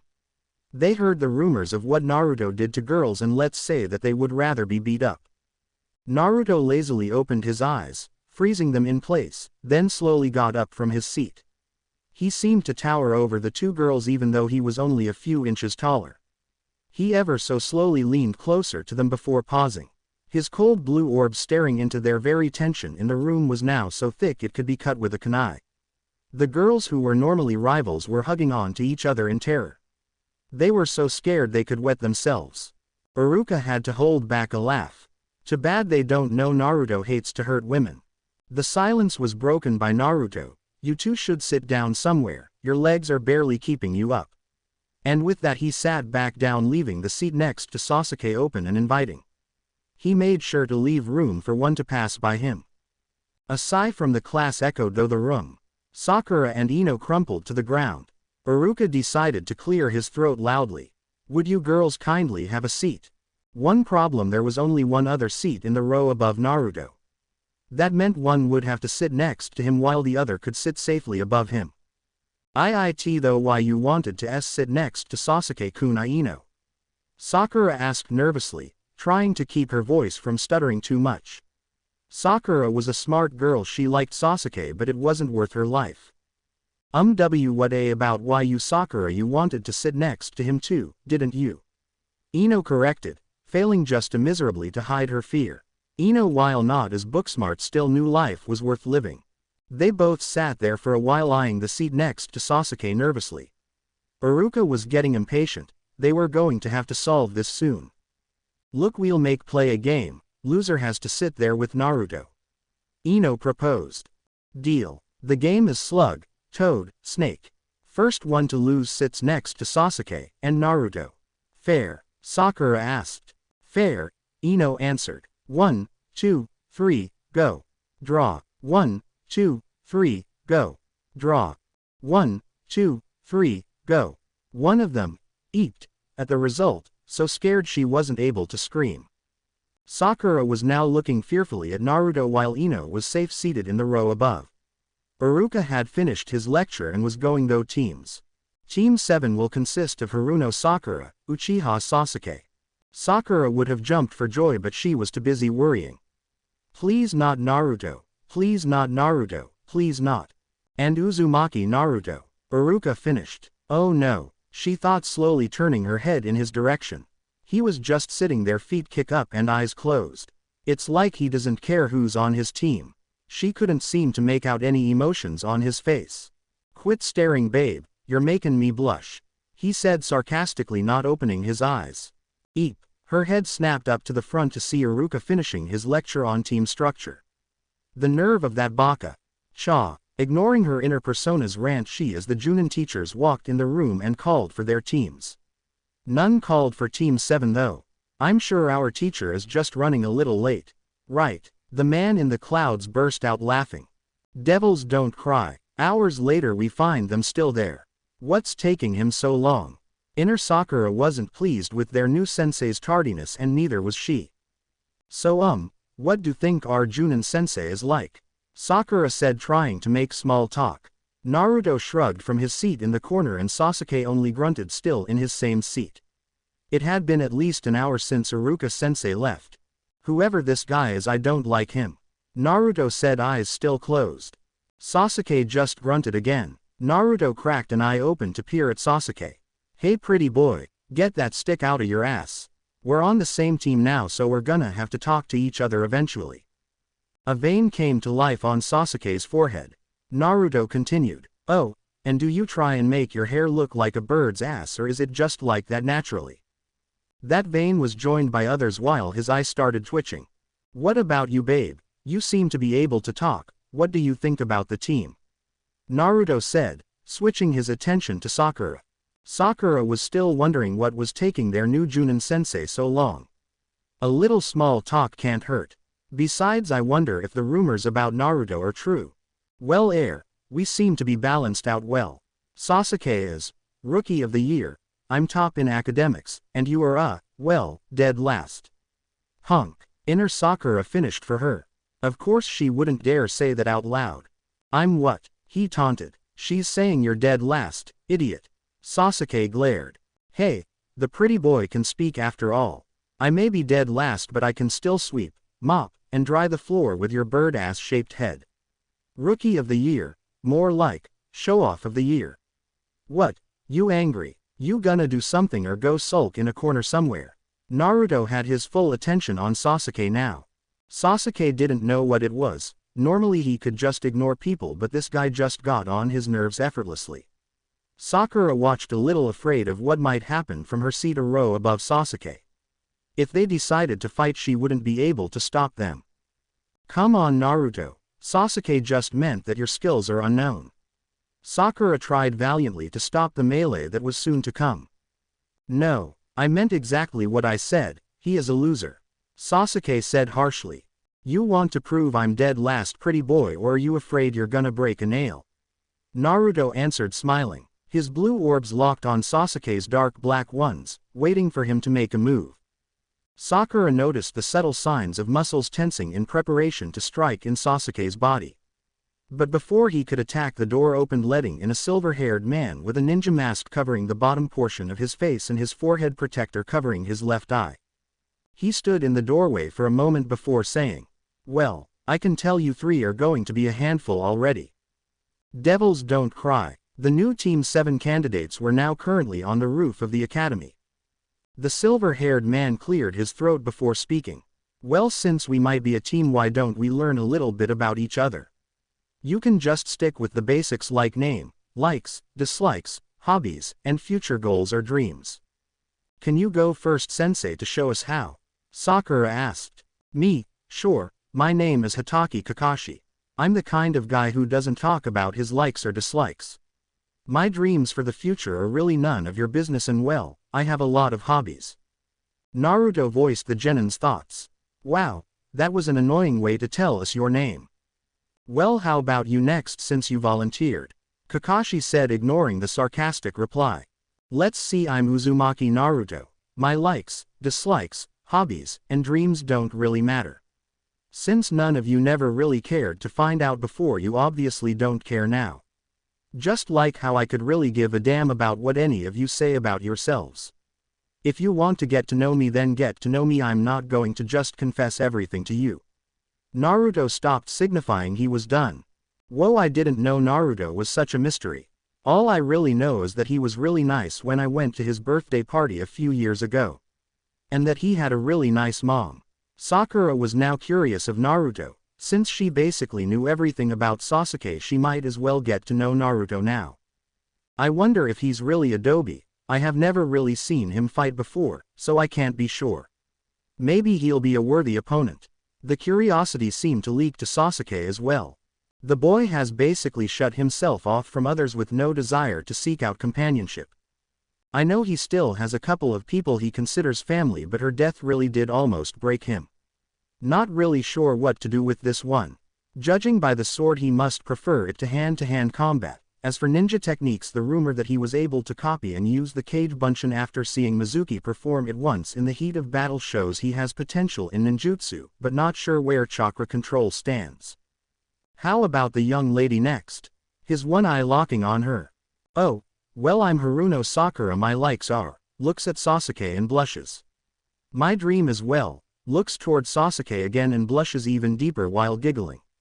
And I dislike Ino Pig.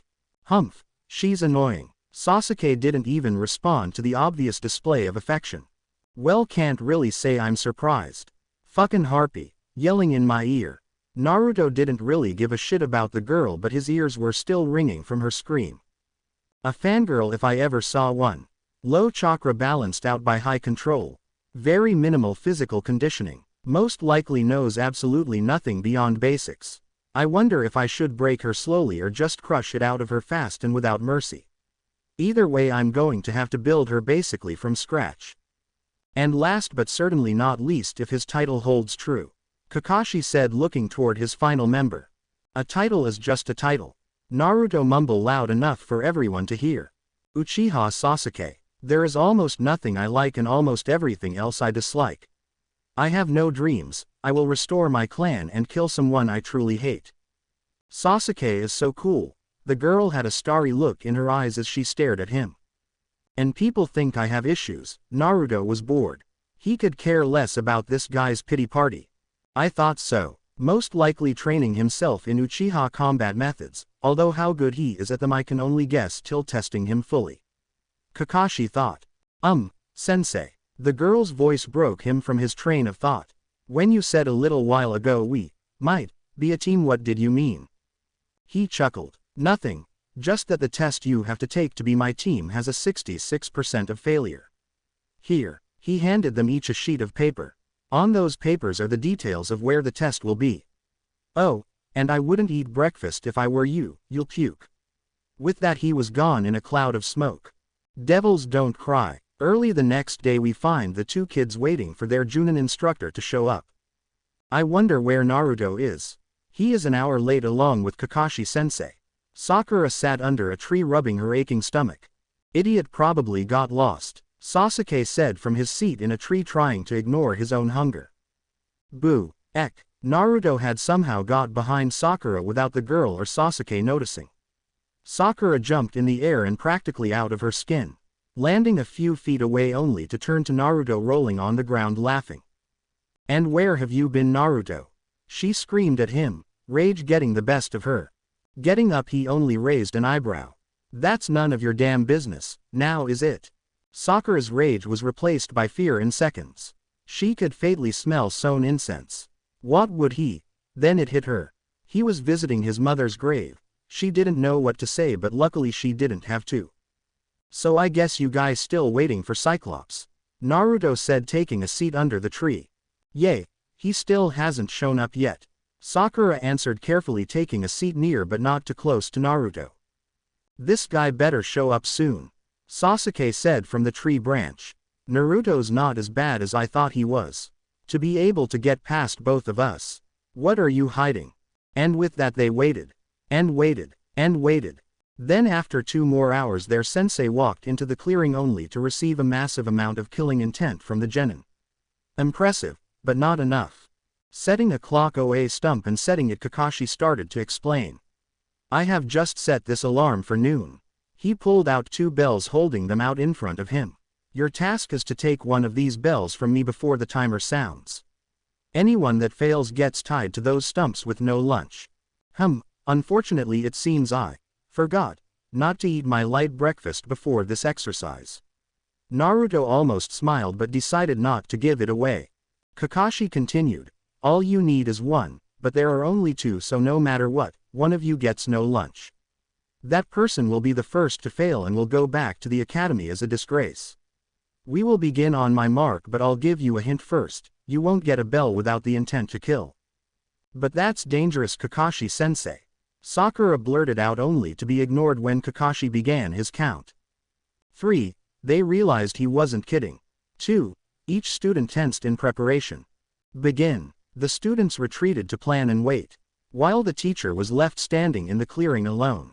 Or so he thought. Naruto stood there in the same spot unmoved.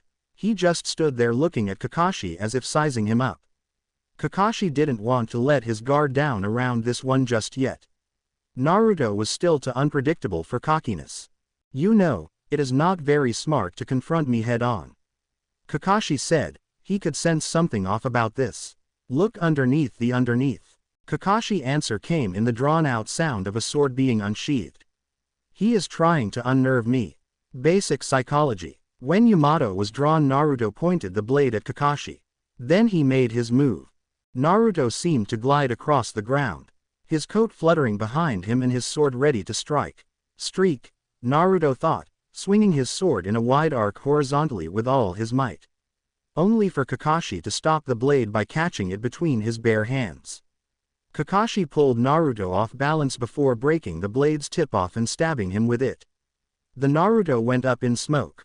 You're going to have to do better than that, Naruto. I've trained with Hayate as well, Kakashi called out into the forest surrounding them. Just what are you planning? The 2 genin still hiding in the surrounding foliage both had the same thought, that was a clone. And it was solid. Where did he learn that? Kakashi didn't have to wait long, 5 more Narutos soon surrounded him. They ran around Kakashi in a star formation. They waited for the right moment and each one slashed their sword for another streak attack. Kakashi kicked 2 in the face, and using them as stepping stools, jumped high into the air. Kakashi didn't expect 2 to follow him into the air using the momentum from a vertical sword slash. High roller. Following Kakashi they began their next attack, aerial rave, their swords blurred as the blades danced around their wielder with impressive speed. Kakashi used one Naruto to take an attack for him, it instantly dispersed. Split, landing on the ground he quickly had to move or risk being cut down the middle by the Naruto in the air. Then Kakashi had to dodge to the side not to be impaled. A Naruto rushed past him stabbing his own clone. As it disappeared in a burst of smoke the original just stood there in a defensive stance. You still have work to do if you plan on mastering the Kage Bunshin. But I must say the way you used it to probe my defenses while waiting for an opening is slightly impressive, taking into consideration you just learned this technique. But I'm afraid I must end this as I have other students to test. With that, Kakashi disappeared in blinding speed, reappearing behind Naruto with his hands in a seal he attacked. Senin Garashi. Kakashi then used his tiger seal to violently poke Naruto in the rear. Only for that Naruto to disappear as well. So, they were all clones. That one has potential. Now what about the other ones? A rain of shuriken and kunai hit Kakashi head on. His image was then engulfed in smoke, revealing a log.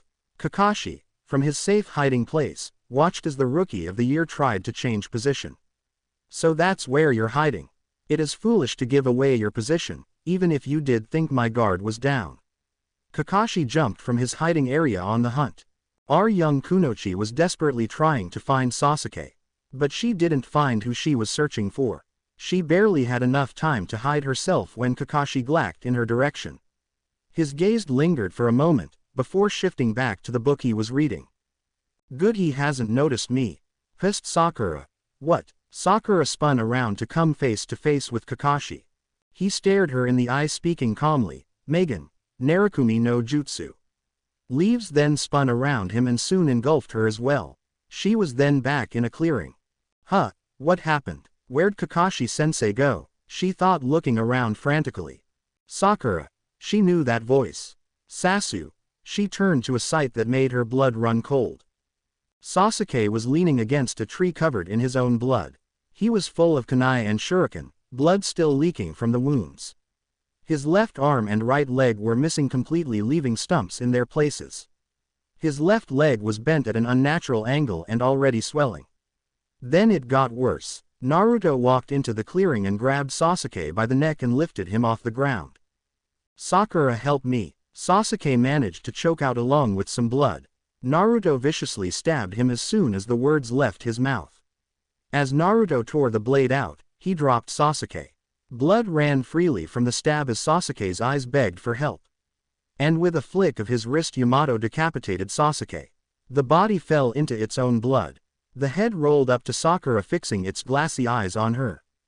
Naruto's gaze locked on her, then trailed up and down her body. She felt a shiver race down her spine when she saw his eyes. Those ice-cold eyes were filled with lust. I think I'll have some fun with you first, he said, walking forward. As he approached, she did the only thing she could think of. She screamed and passed out. Kakashi watched the whole thing from his perch in a tree. Maybe too much, but it is only a simple genjutsu. Sasuke had just finished setting his traps when he heard Sakura's scream. That scream sounded like a person begging for death. Even though she was annoying as all hell, he kind of felt sorry for her. Don't worry about your little girlfriend Sasuke, she only got caught in a genjutsu. Kakashi spoke, leaning against a tree. Sasuke had to make something absolutely clear. She is not my girlfriend. It came out rather undignified, yes, but he didn't want to take time and let Kakashi assume the wrong answer. Kakashi chuckled. If you are going to rebuild your clan, you're going to have to find a wife. And from what I've seen so far, she obviously likes you. And if you need any ideas, I might actually feel generous to let you borrow my Ika paradise. Kakashi then showed a rather interesting and graphic illustration from his book. Sasuke had to pinch his nose to keep the blood from rushing out. Enough, he shouted, full of rage. I'm not like them. You can say that after you have gotten a bell, little Uchiha. Kakashi said, putting away his book. Sasuke threw a few shuriken, but Kakashi dodged to the left, only to fall into a trap. The shuriken Sasuke had thrown had cut through a wire, launching multiple kunai at Kakashi's current position. Again Kakashi dodged, only to be met by Sasuke's sneak attack. Sasuke attacked blow after blow, but none of his attacks were able to break through Kakashi's defense. However, Sasuke's attacks had left an opening to reach for the bells. But Kakashi saw it coming. It was obvious. Kakashi was analyzing his skills as the fight raged on. Taijutsu is decent and creative, but still lacking. Preparation skills are good but not thorough enough. I'll admit you are good, but you're not great. Your skills are still lacking. When Sasuke started seals, Kakashi knew what attack was coming even without his Sharingan.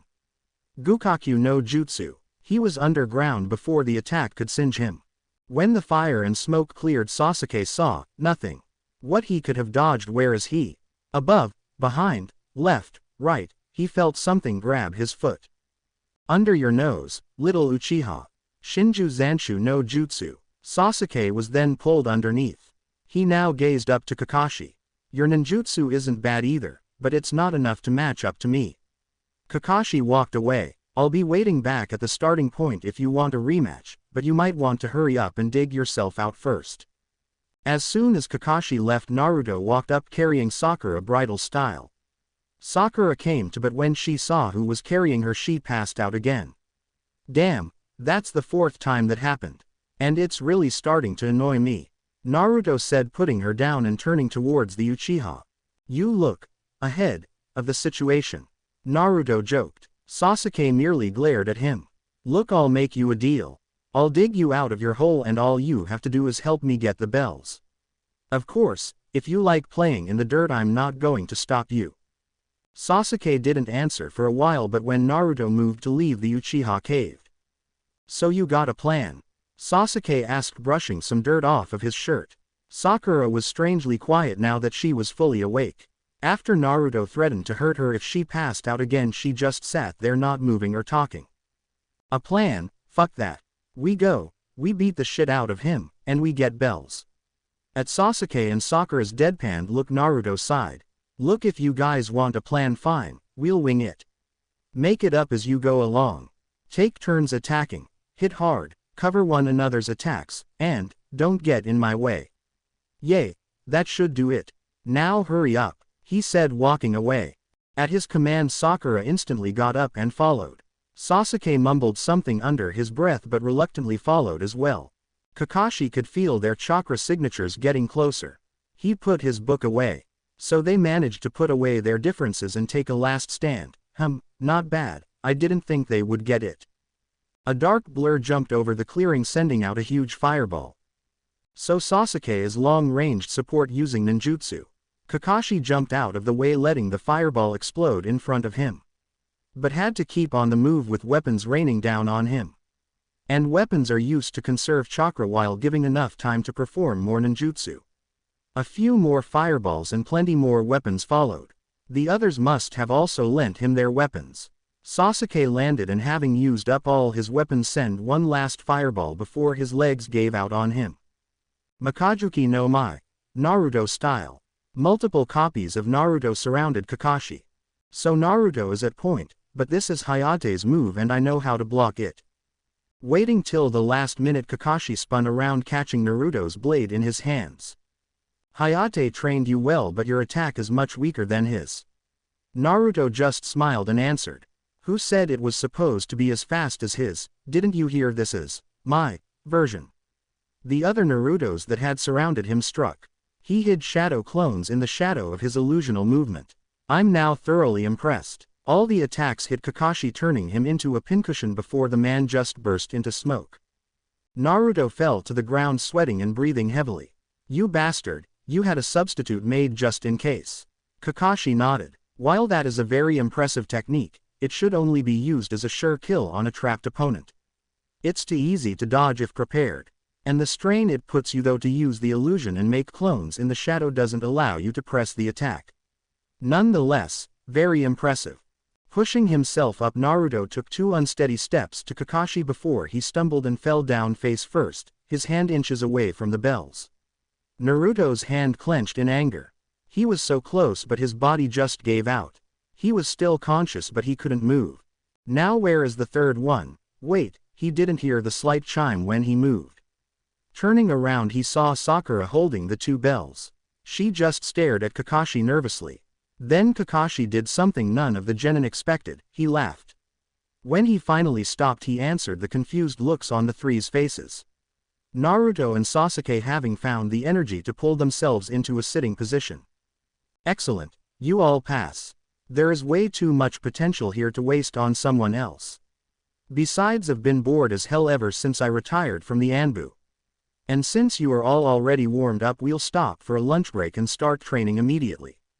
But before we begin, I'm sure you're all wondering what the point of the test was. He walked over to the stone a few feet away. You will find a time when you will have to choose the mission or a teammate. My family, friends, and even loved ones' names are all carved into this stone. They were all killed in action. To abandon your mission does make you a failure, but to abandon you teammates make you even worse than that. Now eat, you're going to need all the energy you can get. Devils don't cry. They didn't know how long they had went through the agonizing torture called training. Even Naruto would be exhausted even with his amazing stamina. Of course, the fact that his tasks seem harder and he trained after Kakashi was done with them might be reasons as well. Kakashi may seem laid back, but he was a monstrous taskmaster. The guy said he was once in the Anbu, a captain no less, and with the training he put the genin through they believed him. He gave them each numerous tasks to do, each unique to the others and all before he even showed up. Then when he finally got there, he would pile on more training tasks that pushed you to your limits. All the while he would lecture on things from team attacking to self-scouting, and you couldn't ignore him, cause he would ask questions to make sure you were listening. It was drilled into them from the start. Then after each training session they'd do a mission or maybe several. This was Kakashi world. His word was law. You disobey and you'd suffer. Devils don't cry. Enough. At that the three genin fell to the ground, exhausted. They had finally finished. This specific task involved them using chakra control to stick a leaf to their forehead while also sticking to a tree upside down, doing full sit-ups with legs extended straight out, then switching to sticking to the tree with hands and doing pull-ups with legs at a 90-degree angle. All with random pauses to where they didn't move, just hold the chakra control steady. Good work, team. That's all for today. I'm going to see if I can get us a C-ranked mission. Kakashi then walked off. They would have sighed in relief if they didn't know Kakashi had godlike hearing. And the results of training were nothing to scoff at. Sakura had had the most trouble at the beginning, but she slowly was able to start keeping up. Her low, nearly pathetic chakra levels had jumped to standard levels of where a kunoichi's should be, and she still retained her excellent control. She didn't quite have a role yet, but she knew the basics of all three ninja areas. Sasuke chakra did not have the colossal leap Sakura's did, but his reserves were larger along with the added control. He leaned toward ninjutsu and taijutsu areas, each focusing his unique Uchiha-style combat. Naruto's chakra didn't jump because of his already amazing reserve but his control soared, it being his main focus in training. While Sasuke and Sakura didn't know his strength exactly, they knew he was not someone they wanted as an enemy. Naruto mainly used his katana. Yamato they believe he called it, in battle with very few ninjutsu and genjutsu.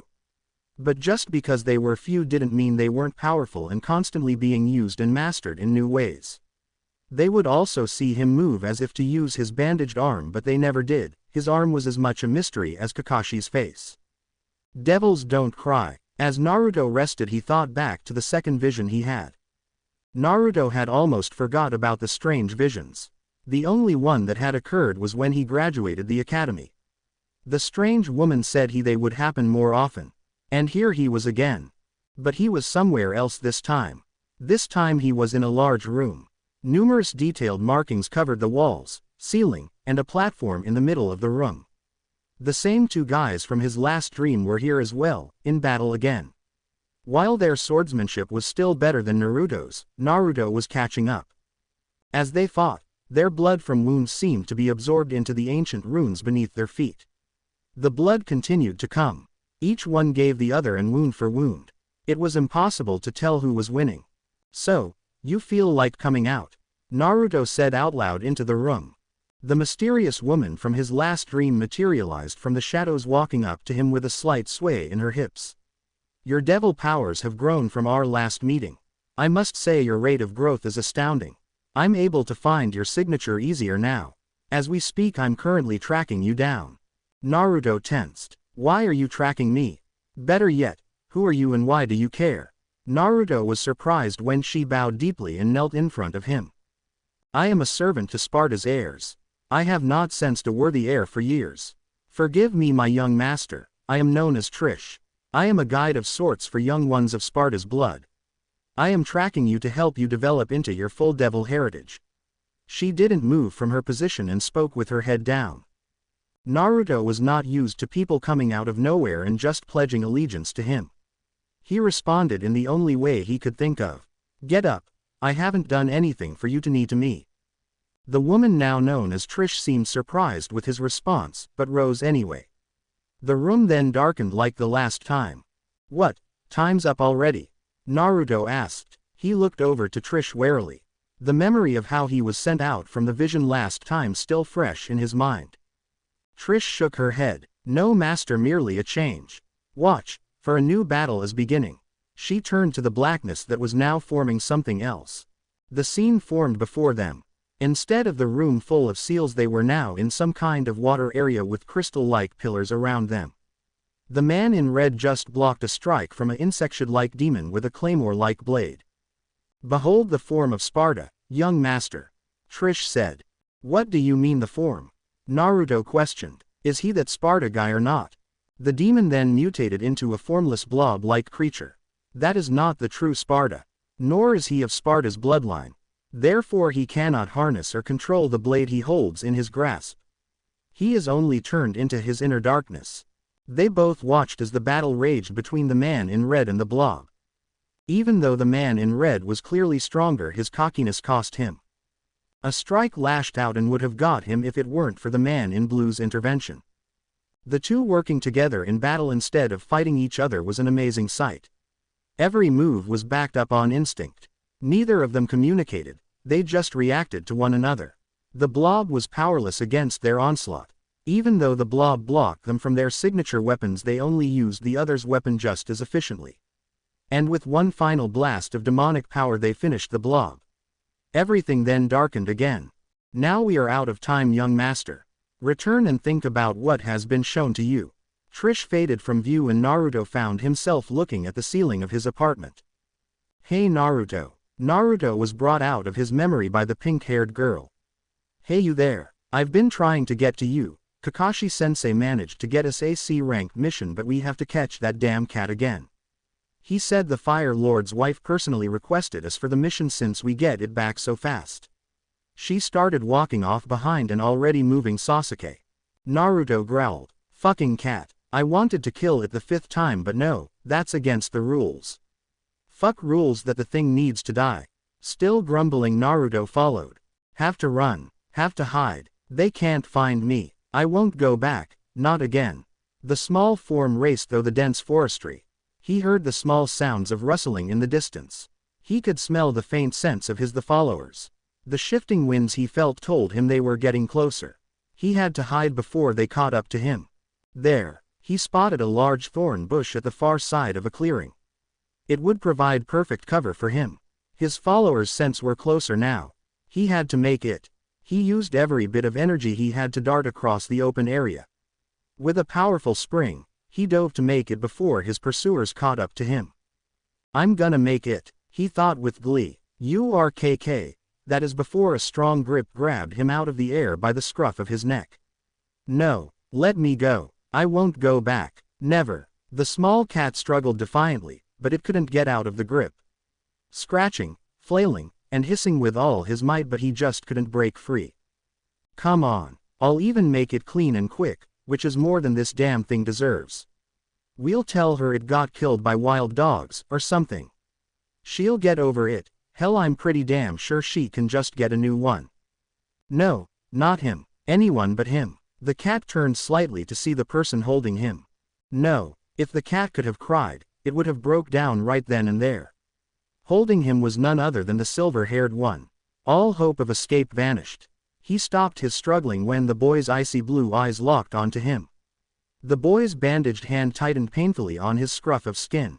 He could feel tendrils of invisible energy slowly wrap around his neck. His death was imminent.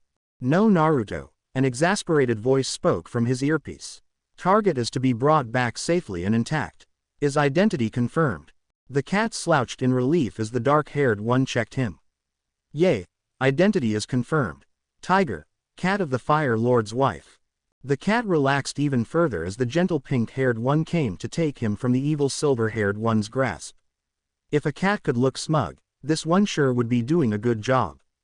Before the pink one could reach him, He was slammed into a nearby tree hard enough for wind to leave his lungs and his ribs to ache. Followed by a fist cracking the wood next to his head. Naruto stared at him hatefully. His blue eyes revealed his annoyance and anger. The cat could even see faint traces of red bleeding into his eyes.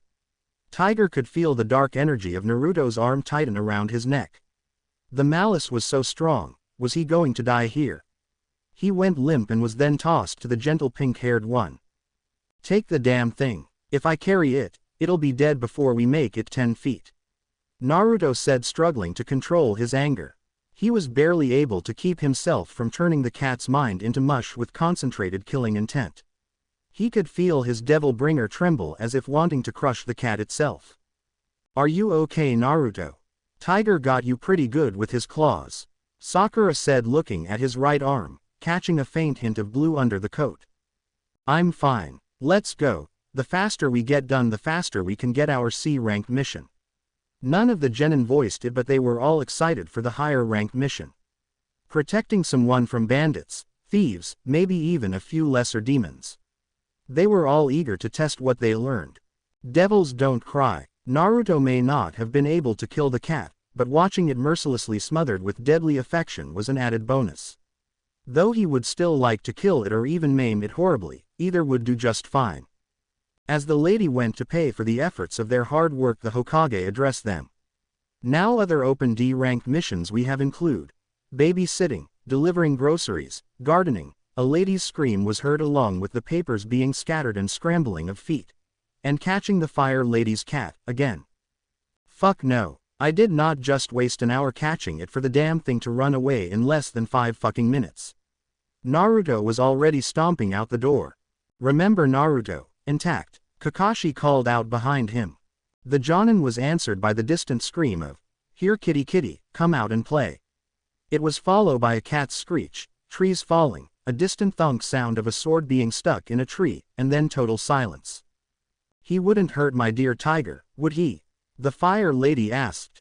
Actually, I'd be surprised if the cat came back alive or in one piece for that matter. Kakashi said with his nose in his book. The fire lady's eyes started to tear up.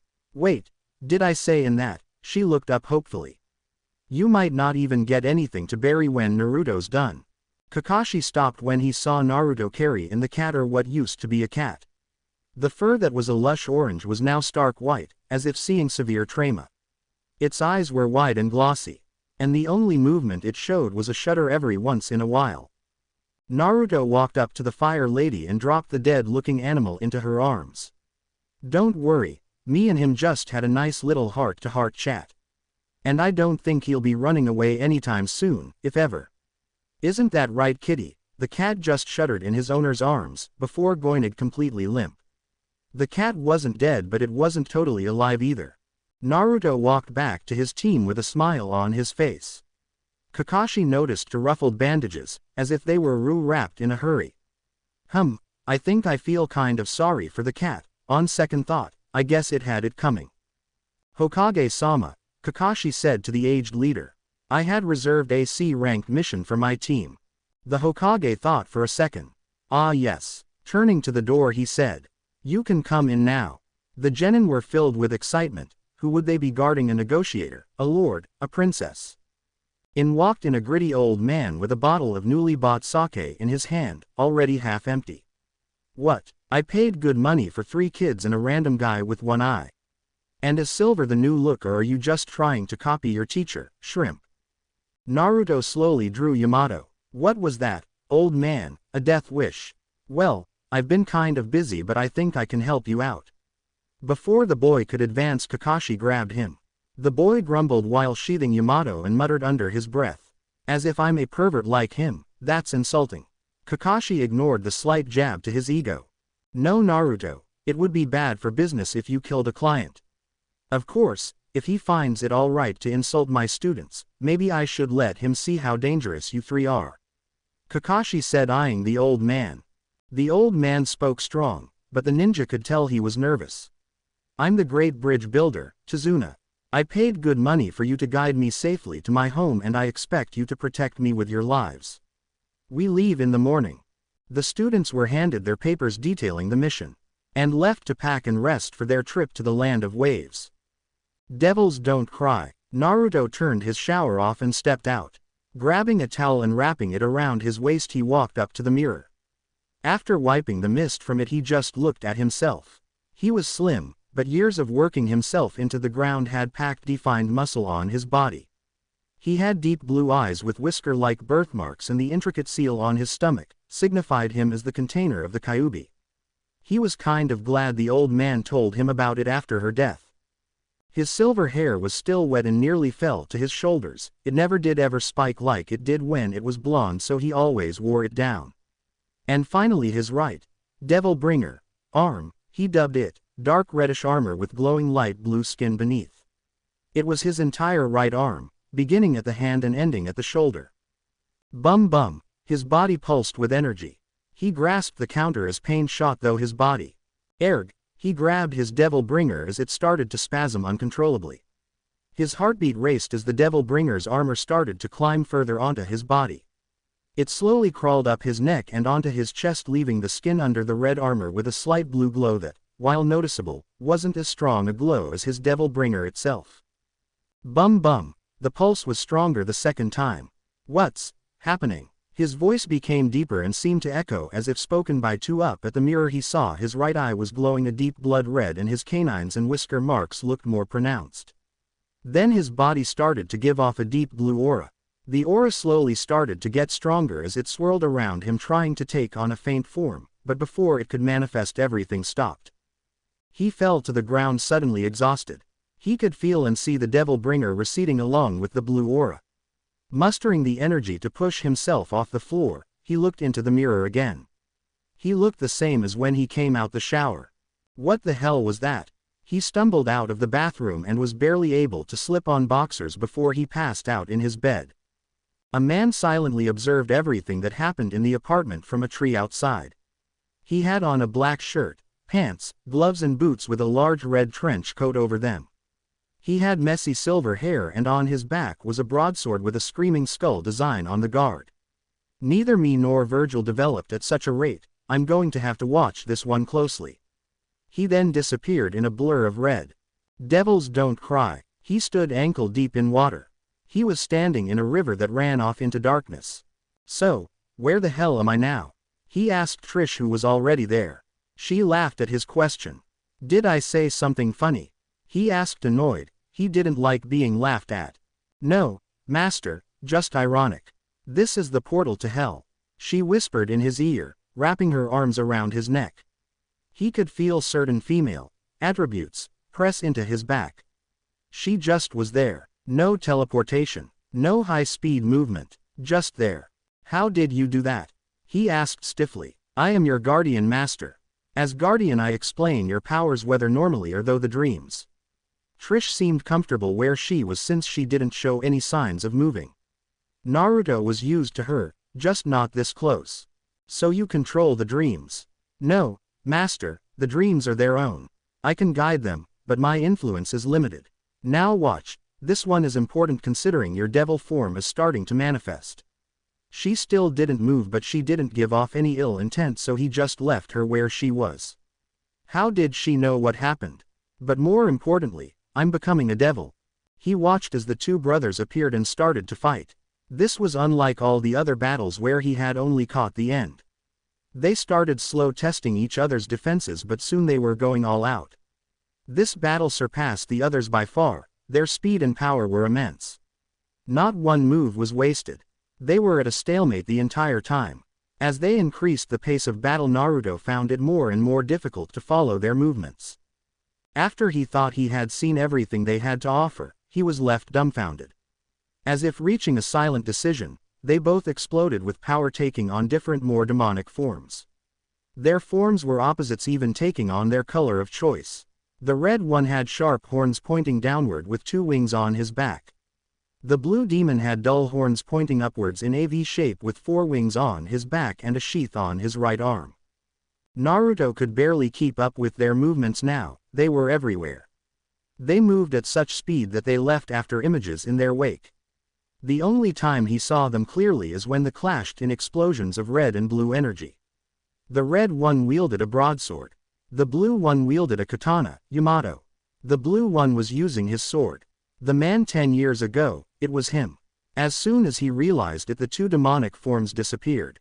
It seems you've realized what the dreams were trying to show you, they are no longer needed. Trish said, finally letting him go. Wait, that's all the dreams are going to show me, he said, turning to face her. The dreams will come back, but for now they have fulfilled their purpose. Alright, so I'm going to turn into something like they were. That idea scared Naruto. He could handle being a demon, even a devil, but would he lose himself? Would he still be the same? You may, or you may not. The form, or devil trigger, is different for everyone of demonic descent. You looked troubled, master. Why?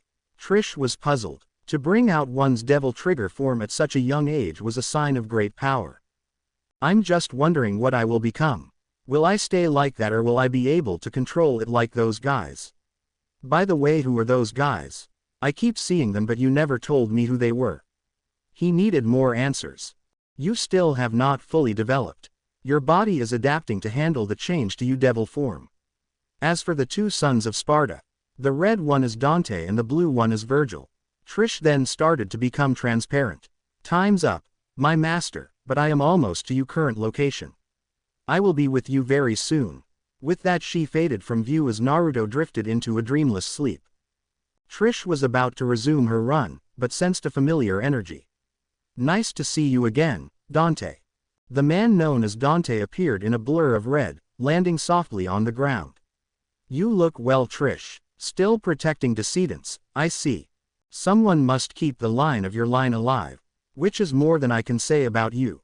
A son of Sparta whose powers have surpassed Sparta's own and closed himself off from the world.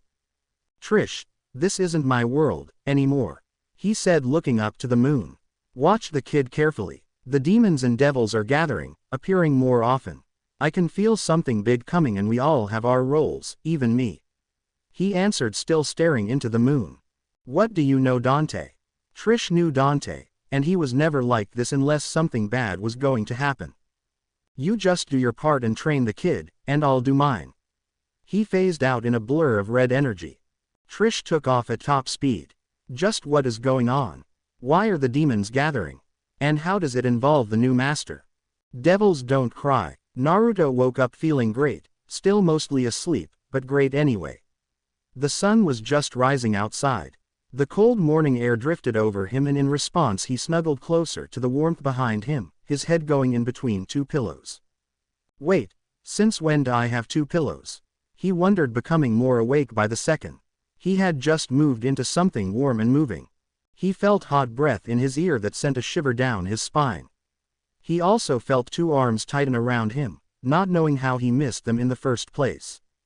Good morning, master. He bolted out of his bed, grabbing Yamato nearby, and turned to see Trish.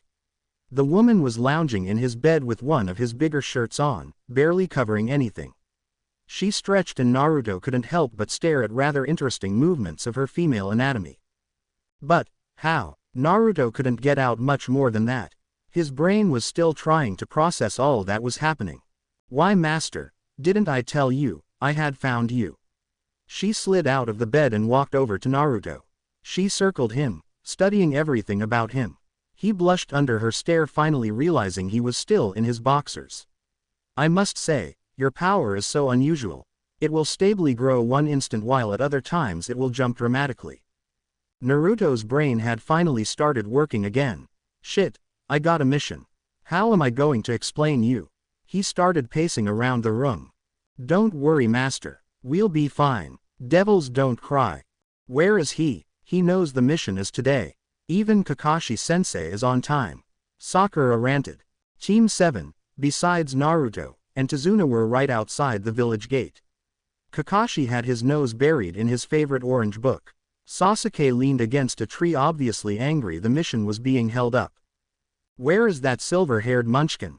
We're wasting time. Tazuna wasn't the most patient of people either. Closing his book with a loud snap, Kakashi looked into the village. He's coming, and it seems he's brought a friend along. Everyone looked in the direction Kakashi was facing to see Naruto and the person behind him closing the distance between them. Each one had the same thing in mind. Who is she? And why is she with Naruto? Kakashi was the most curious though. From Naruto's file he had no family left, and he isn't the kind of person to go out and make friends. The only ones he still willingly associated with were the people who ran the Ichiraku ramen bar, the Hokage's grandson, and the Hokage himself. Could this be an enemy ninja? Naruto is a very powerful individual. His current growth was nothing short of spectacular. Maybe another village realized this and wants him for their self. He also knew about Naruto's secret, labeled as a bloodline limit, since there was no other way to explain it. When they finally stopped in front of Kakashi, Naruto introduced them. Team 7, this is Trish, and Trish, this is Team 7 in our charge. He said while motioning to them. Look Kakashi-sensei, this may seem a little strange, but... He was cut off by Kakashi, who went from carefree to all business.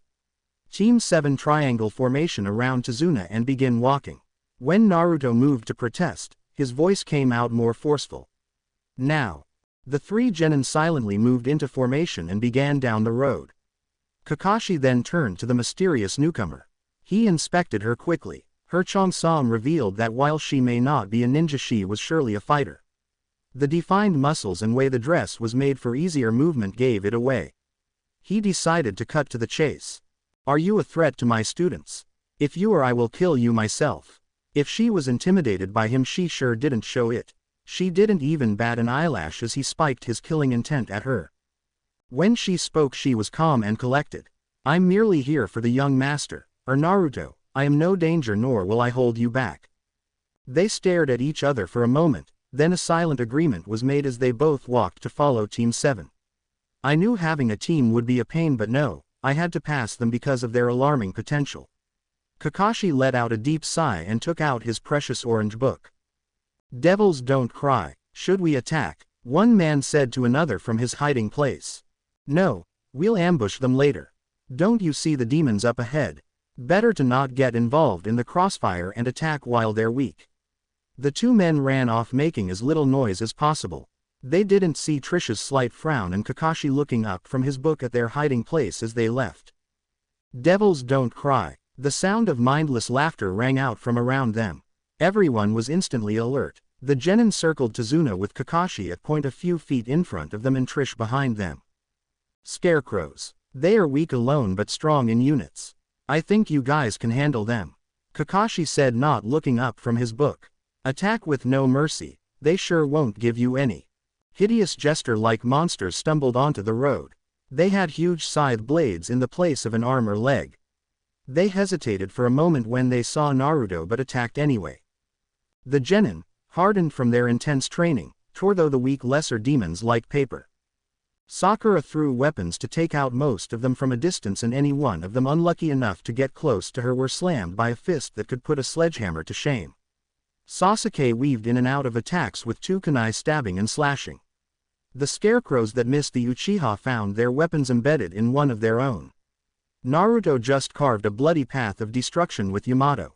The demonic blade danced around him, cutting though enemies effortlessly. Naruto could feel adrenaline rushing though him and his heartbeat in his ears. His movements slowly became more and more brutal. He wanted them to suffer. Red slowly started to seep into his eyes, making them the color of blood. These lowly demons thought they could stand up to him. He would crush every last one of them. Sword strokes that could cut though the demons with little effort started to smash them into them with brute force. Elegant slashes that killed in one stroke became brutal butchering that tore up the enemy, letting them suffer. Naruto walked up slowly to the last scarecrow, all the others being wiped out. He raised Yamato high into the air and brought in crashing down on it again and again before stabbing the monster into the ground and ripping it out, sending the monster flying a few feet away. The scarecrow writhed in pain. Only then did Naruto come to his senses as he watched the monster bleed to death on the ground from numerous jagged gashes. He could still feel the power calling for more blood and the happiness from causing the creature pain. It made him sick. Yes, he hated them, but that didn't mean he wanted to become a mindless killer like them. He turned to see the others. Kakashi hadn't moved his nose from that book, but Naruto had no doubt that he had saw the whole thing. Sakura looked at him as if awed by his brutality. Sasuke saw a challenge. The Uchiha had finally realized the so-called dead last wasn't as weak as others made him out to be. And Trish just studied him. She was doing that much too often for his taste. Well, you guys coming or not? Naruto didn't care if they feared him or not, but he did want to do this mission. About a mile up ahead the group passed by a small puddle on the side of the road. This would not have been suspicious if it had not rained in several days. The only one who missed it was Tazuna. Kakashi's training had the genin aware of their surroundings at all times. Two men with horned headbands and water masks rose out of the water and went after the biggest threat first. The Jonin of Konoha was torn to shreds by their spiked chain. None of the genin seemed to care, they knew that attack couldn't take the Kakashi down. Sakura moved to guard Tazuna and Naruto, and Sasuke engaged the enemies who tried to charge them. The two enemies didn't know what hit them. One minute their chain is linked and ready to take out the other silver-haired one, the next the chain is cut by a flash of blue. Sasuke attacked one wearing a gauntlet on his right hand with a spinning kick, successfully separating him from his partner. With his element of surprise gone, Sasuke was hard-pressed to dodge his opponent's swipes at him. He could see the green poison drip from the metal fingers. Think, I've got to do something before he corners me. It's risky but it could work. Naruto is starting to rub off on me. Sasuke slowly lessened the speed of his dodging. Soon the gauntlet was missing by inches. As he was backed into a tree, the enemy, sensing his victory, plunged his claw in for the kill. Only to get it stuck in the tree behind the genin. Sasuke had jumped over the attack at the last minute. As he came down, both his hands landed on the smooth armored metal. Tightening his grip, he put all his strength into a devastating mule kick. The kick smashed into the mon's face, sending him into unconsciousness. It was amazing his neck hadn't snapped from the force. Naruto's battle was one-sided. The boy danced around gauntlet on the man's left hand with little to no effort at all. The attacks was obvious. This opponent was unworthy. The older man couldn't even keep up with him, and he wasn't even using his sword. Then he felt it. Bum bum. Naruto's blood began to boil. His heartbeat was racing. It called out for him to crush his enemy without mercy. A dull blue aura gathered around him as the bandages on his arm began to unravel, and his right eye was slowly clouded over by a blood-red glow. He clutched his head in. Boy froze. His head was down and a strange blue chakra was gathering around him as he seemed to struggle against something.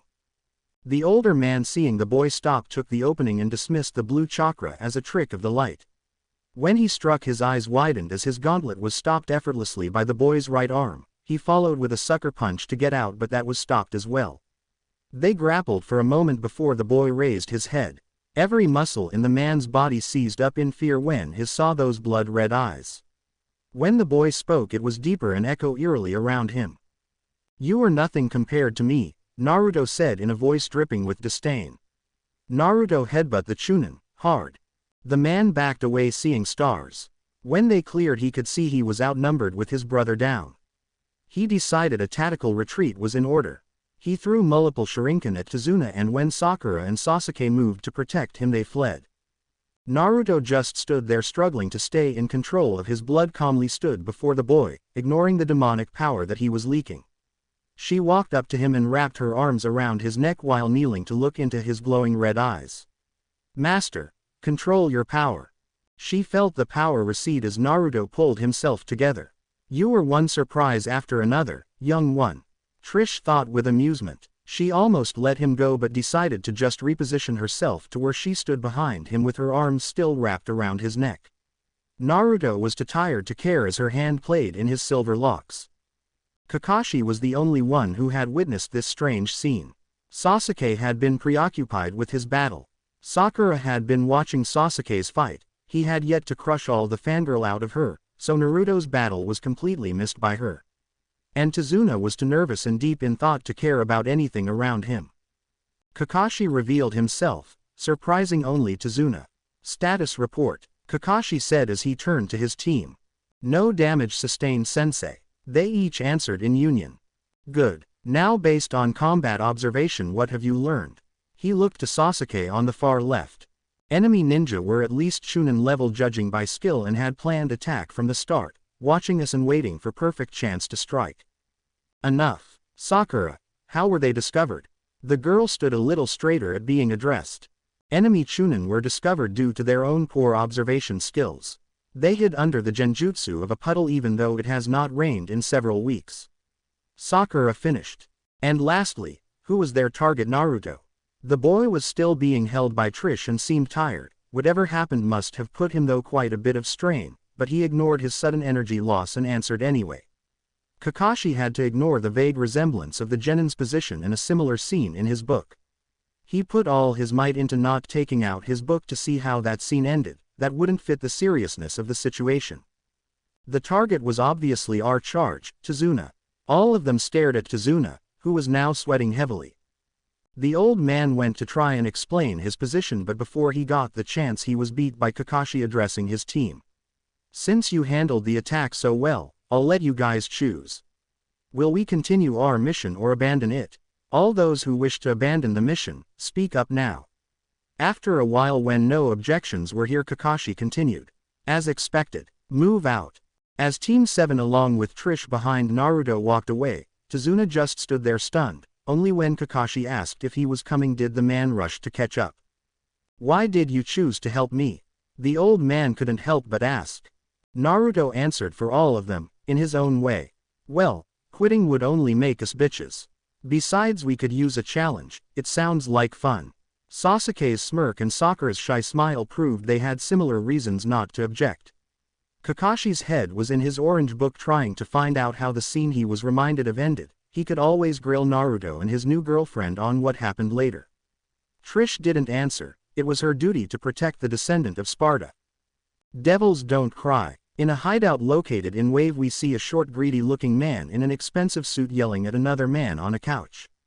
The man on the couch was getting very annoyed with his clients complaining. Do you hear me, Zabuza? Your men failed. I should kill them myself since the others didn't. I did not pay that money for failure. The man was cut off when a huge sword nearly took his head off. Normally it wouldn't be that impressive, but with the man, Zabuza, still sitting in his seat nearly a dozen feet away holding the sword, that was close enough for the short man to touch, in one hand. Stop your whining, Gato. I'll just have to take care of the mission myself. Haku, Guzu, Maizu. Come. Zabuza calmly walked out, strapping the sword to his back as his masked apprentice and the demon brothers followed a few feet behind. Gato stood on shaky legs, barely keeping his bladder in check. That bastard, he seethed. He was not one to insult so casually. The price he had to paying them was robbery. Is it uncovered yet? Gato asked one of his henchmen, forgetting his anger. Almost, sir. The surrounding area is still being cleared. It will be fully uncovered shortly, a week at most. The man answered, straightening his tie. Good, you can go now. When the man walked out, Gato let out his cry of excitement. When I'm done with you, Zabuza, you're going to beg for my forgiveness and I'm going to enjoy killing you. The greedy man's insane laughter could be heard throughout the compound. Devils don't cry, so you see, that's why I had to lie. We didn't have enough money to pay you, but we need the protection. We're struggling. I have to finish that bridge. It's Wave's only hope to stop Gato. Tazuna had explained his reason to lying as they sat in the boat taking them to Wave. Tazuna had just finished as they finished their boat ride. Tazuna tried to thank his friend for his help, but the man was already pushing his boat as hard as he could to get as far away as possible. Tazuna ignored the man. Well, my home is only a little ways off. Hopefully we can get there in one piece. As they walked, Trish whispered something in Naruto's ear no one could hear and then fell behind. Their journey was peaceful until they reached a large lake with a lone figure standing on the water blocking their path. Well, if it isn't Sharingan Kakashi. It is an honor to finally meet you. How about you step aside and let me kill the bridge builder? Momochi Zabuza, missing ninja of the mist, sorry I can't let you do that. Kakashi raised his forehead protector to reveal his Sharingan eye. Zabuza chuckled. I was hoping you'd say that. He brought his hands up into a seal and mist started to blanket the area. Let's see you try and stop me. As everything faded from view, all that could be heard was Zabuza's dark laughter. What to choose, what to choose. Throat, spinal column, lungs, liver, jugular vein, subclavian artery, kidney, or heart, how shall I kill you? Kakashi was analyzing the situation while scanning the thick mist with his Sharingan.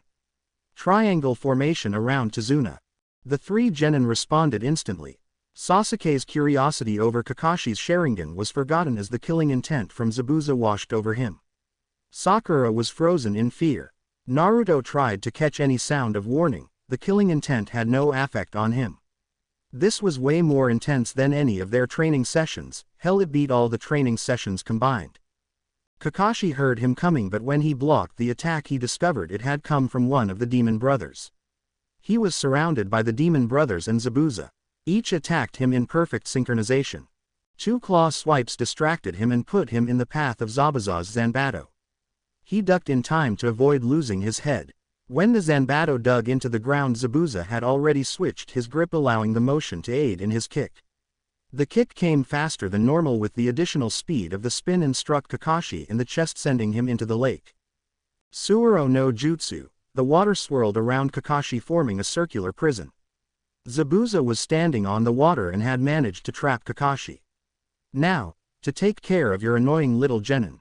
Mizu Bunshin no Jutsu. A puddle near the genin formed into a perfect copy of Zabuza. That is before it was cut down by Naruto. Naruto snorted. Please. As if a copy could take us down. Come on, or are you too afraid to face us head on? Turning to his still frozen teammates. Hey pretty boy, you afraid to break a nail again? Are you gonna help? Pinky snap you ass out of it.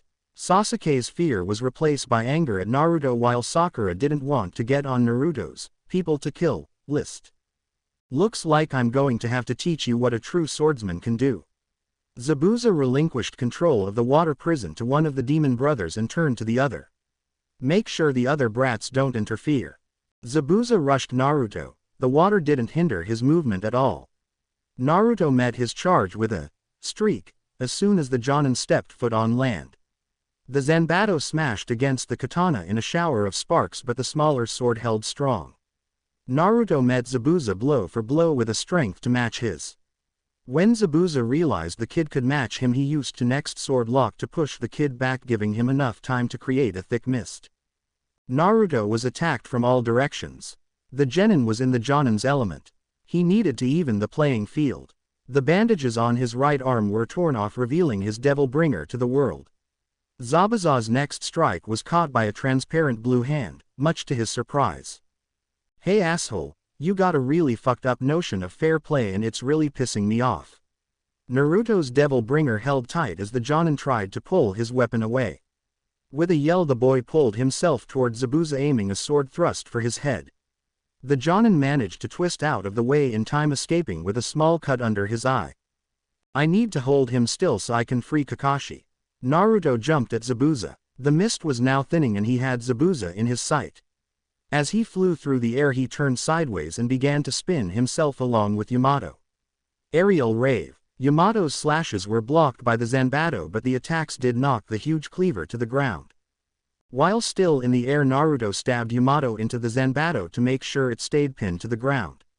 He then grabbed a kunai and stuck it to the toe of his boot with chakra. Using his katana as a handle, began to spin his body with his legs lashing out at Zabuza. He had to switch his grip as Zabuza dodged to prolong the attack. But Zabuza's skill as a Jonin allowed him to dodge all the strikes. Naruto's foot dug into the ground. He released the kunai and pushed off, launching himself into the air. Zabuza followed with his sword now free for him to use. Zabuza and Naruto's blades met once again, but Zabuza used his superior weight to bat Naruto away. Zabuza was surprised when Naruto used his new attack. Caliber. Naruto bounced off a tree and used a mid-air streak attack on his opponent, slamming into Zabuza's Zanbato.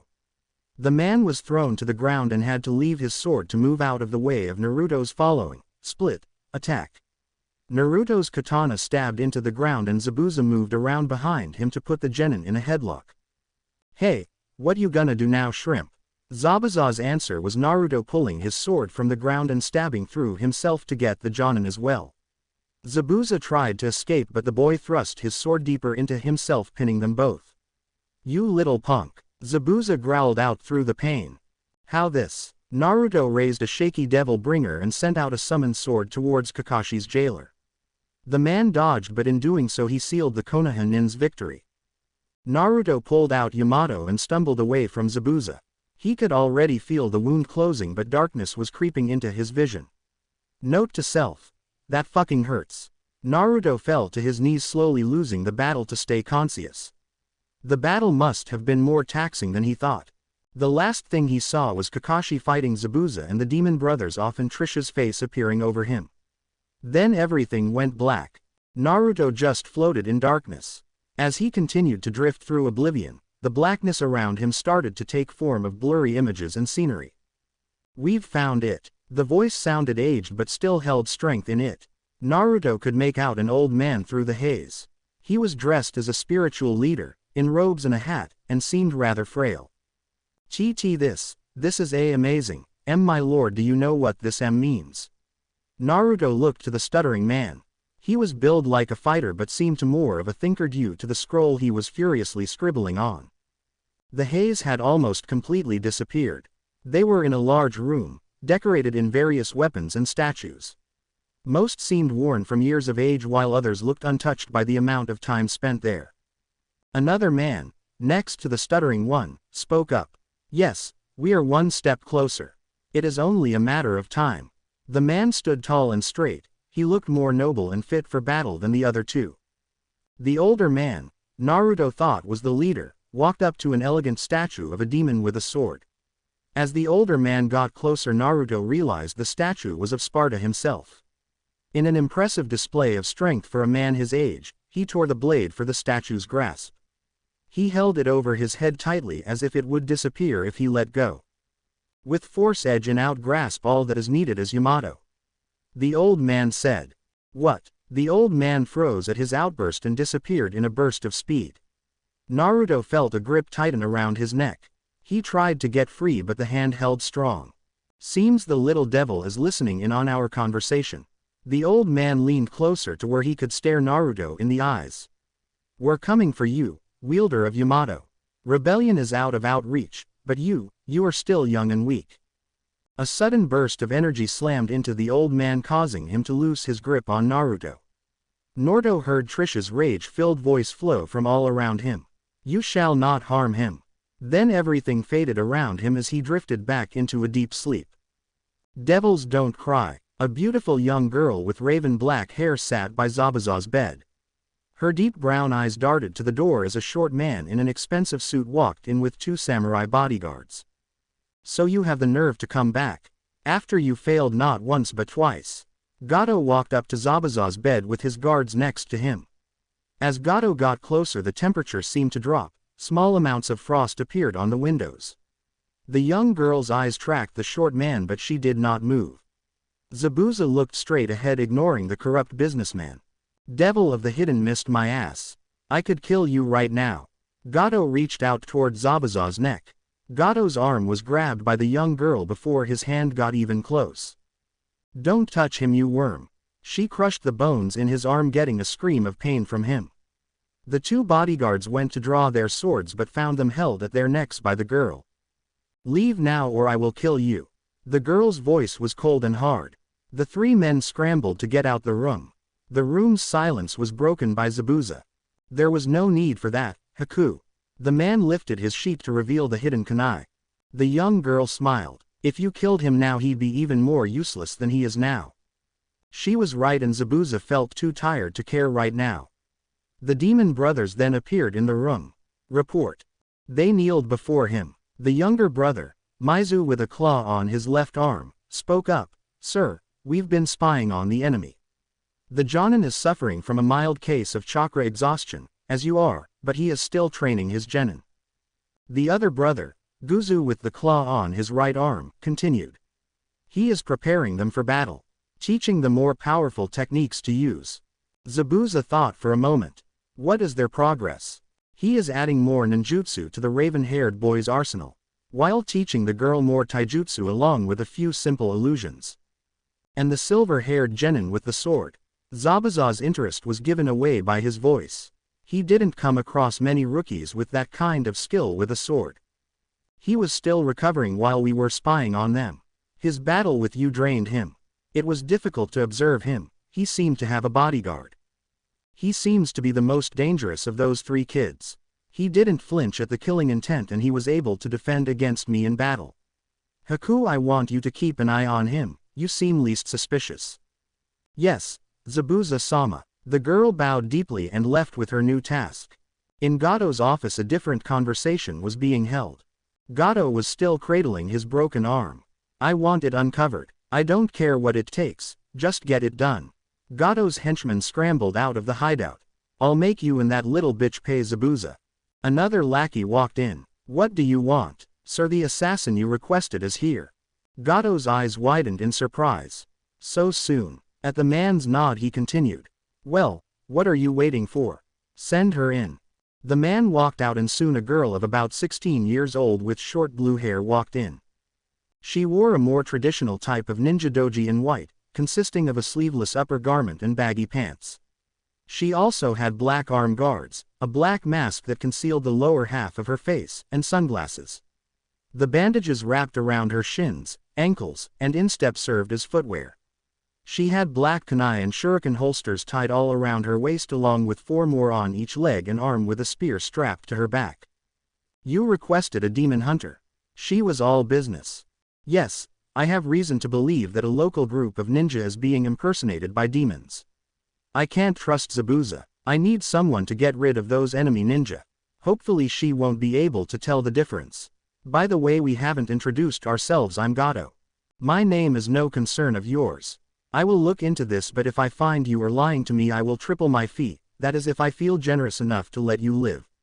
Any details or requests about the mission? This girl sure was high and mighty to say she was in his fortress. The team consists of 1 adult and 3 children. Each one of them is powerful. Which one of them are demons is uncertain. They are currently protecting the local bridge builder. Do not report back here. When I find they have been disposed of I will have one of my men find and pay you for your service. All right, the demons are as good as dead.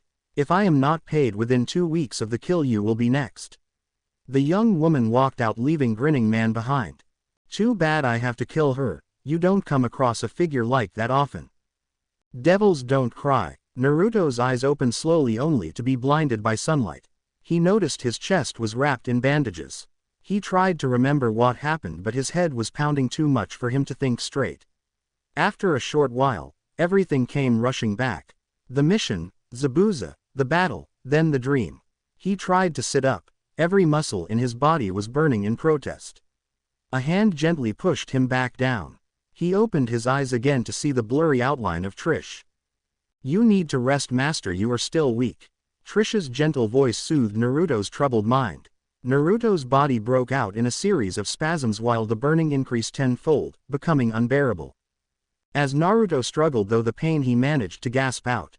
Why does it hurt so much? The spasms subsided leaving him weaker than before. Trish was quiet for a moment. When you stabbed yourself, you unlocked something that was dormant. It caused a jump in your demonic energy, but it also, she trailed off as if trying to believe it herself. Also what Trish? Naruto did not know what was happening, but Trish did and he'd be damned if he let her keep the answers from him. Trish sighed. Your demonic blood has become more potent, master.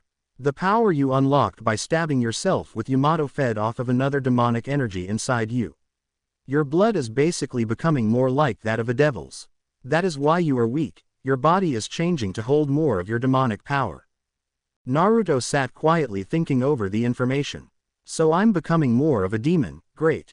His voice dripped with sarcasm, but a thought struck him. Just how much more demonic am I becoming? Trish thought for a moment. When you first pulled on the legacy in you blood, it was weak, but it still granted you Yamato and your devil bringer arm. While the weapons themselves are extremely powerful and the stress they caused you lessened as you trained, you were only able to harness a small amount the power they could provide. But your inner demon slowly fed off a foreign demonic energy inside you, allowing for you to slowly gain more power.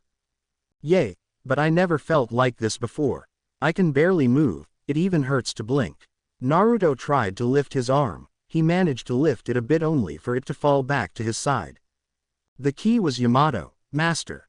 When the blade was directly exposed to your blood willingly it caused the demonic energies in you to accelerate the rate at which it drew on the foreign energy inside you for a short amount of time.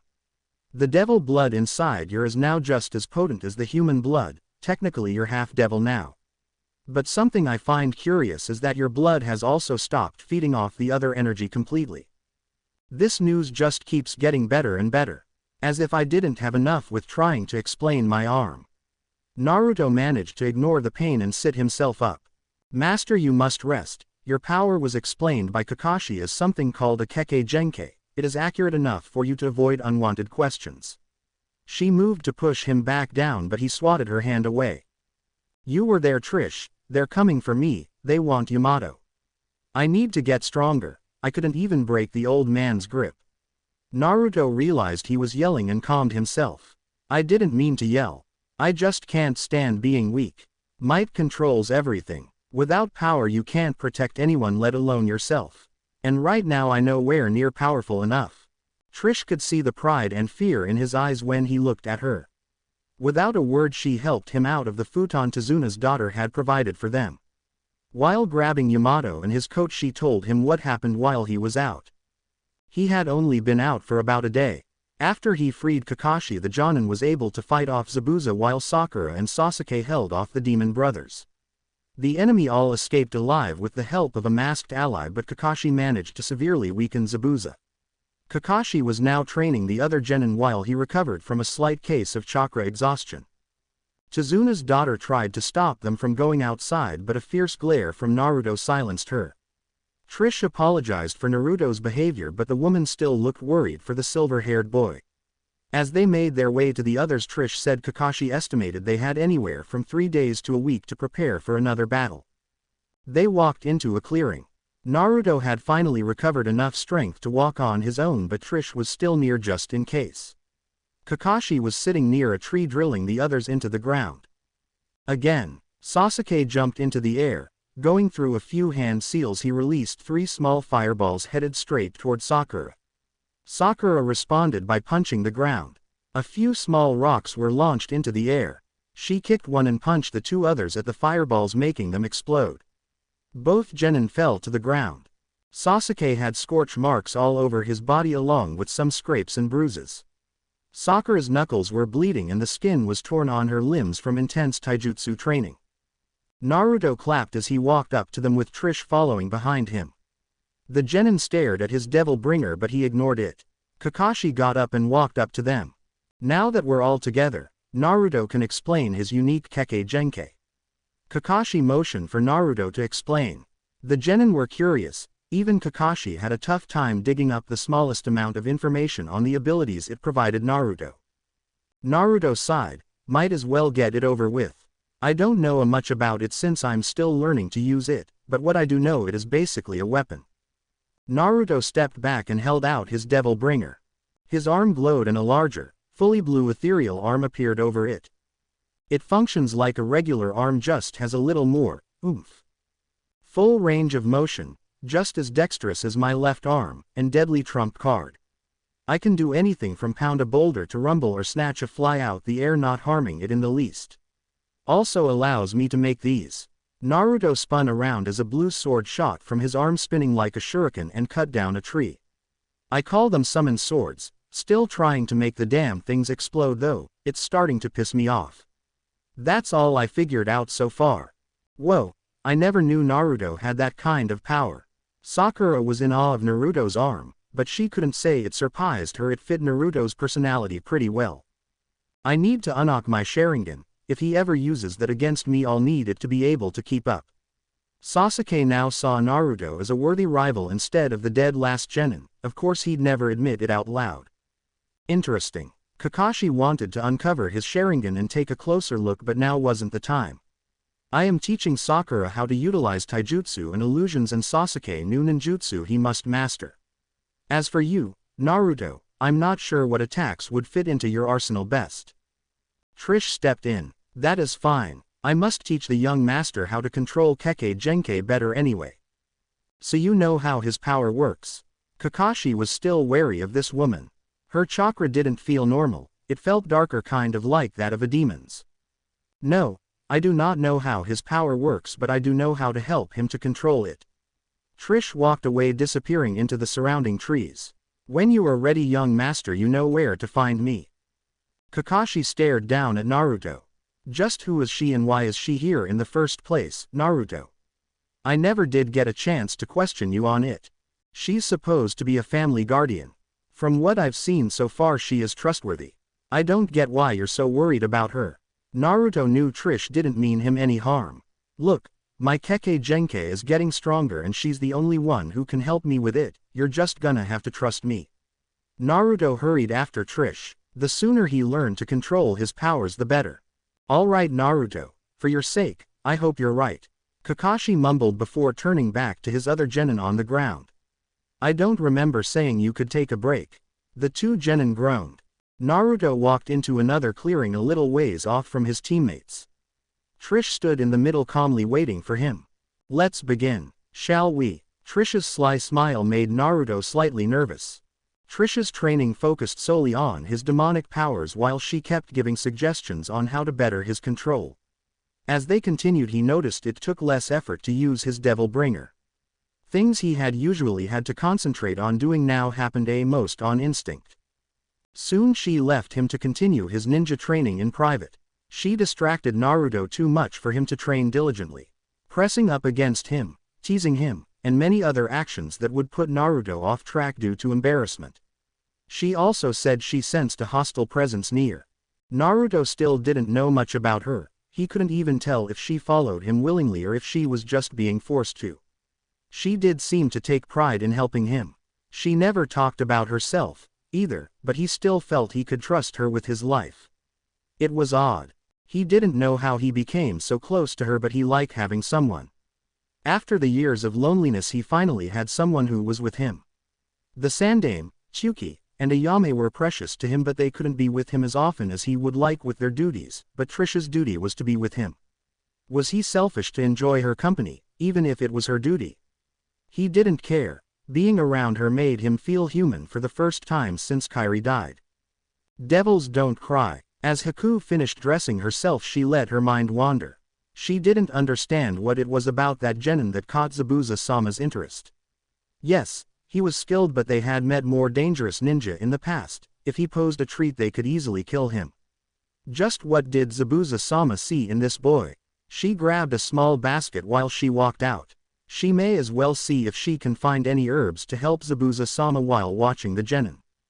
On her walk to the forest she realized the look Zabuza-sama had given the silver-haired genin. It was the same look he gave her when he first found her. The thought that he might be looking for another pupil sent a dull ache through her heart. Yes, she was his tool, but she was still sharp. Her skills were still growing. Would he really cast her aside so suddenly? Haku realized she was already in the forest. Finding a good area she moved on instinct. Her body automatically started picking the good herbs from the weeds. Would her master forget about her? Could she be of no other use? She was so deep in thought that when she saw the moving lump on the ground she went for her hidden needles, which were left at the base as to avoid suspicion. Upon closer inspection she saw that as was only her target. The boy's silver hair was tangled and messy. His coat was also off, showing off his well-defined upper body. Haku blushed when she caught herself staring. Then she noticed the boy's right arm. Reddish armor covered it with blue skin underneath, skin that still glowed despite the boy being asleep. The cause of her worry and fear was only a few feet away. Unaware, unguarded, if she reached out she could snap his neck and he would die. No, she couldn't let her emotions cloud her judgment. Zabuza would never toss her away.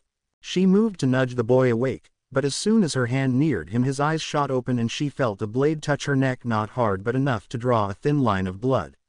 Fear gripped her heart as those eyes stared into her very soul. She was weaponless, trapped, and at his mercy. She tried not to swallow as the blade would only cut deeper. The blade left her neck as quickly as it came to rest there. She heard the boy say something. I'm sorry. Haku couldn't believe she was stuttering. Maybe it will make her seem more like a civilian. I said don't sneak up on me like that, unless you want to die, girl. The boy's voice was guarded. I only meant to wake you. You'll catch a cold if you sleep out here. Haku couldn't think of anything else to say. She was not sure how she was going to do this. The boy's awareness was on par with her master's. And by the way he spoke he wasn't the guy that went out of his way to make friends. Spying on him may be impossible. Whatever, just don't get in my way. He dismissed her to continue his couldn't believe it. This boy who could nearly stand up to her master would dismiss a potential treat so casually. He walked up the nearest tree. Hey babe, if you want to watch that's cool, but try not to stare, although I can't really blame you. Haku's face went red in embarrassment. There had to be a way to gain his trust. There is no way he would let his guard down so easily. Actually, I was wondering if you could help me gather some herbs. My mother is sick and I'll need a large amount to make her some medicine. Maybe she could still fool him. He landed softly beside her. If I do, will ya stop bugging me? Haku just smiled and showed him what the plants she needed looked like. Soon they were both at work finding them. So what were you doing so early? It must have been hard since you fell asleep. If only she could get him to open up. I was training. The boy didn't look up from the herbs he was collecting. Why? She was truly curious. The boy was surely past genin level in strength. He had to bento hold off Zabuza. Why push himself so hard to become stronger? To become stronger. I've lost too much from being weak. I'm not going to let it happen again. This time he did look up, only to look past her as if he saw something happening she didn't. Do you have anyone worth protecting?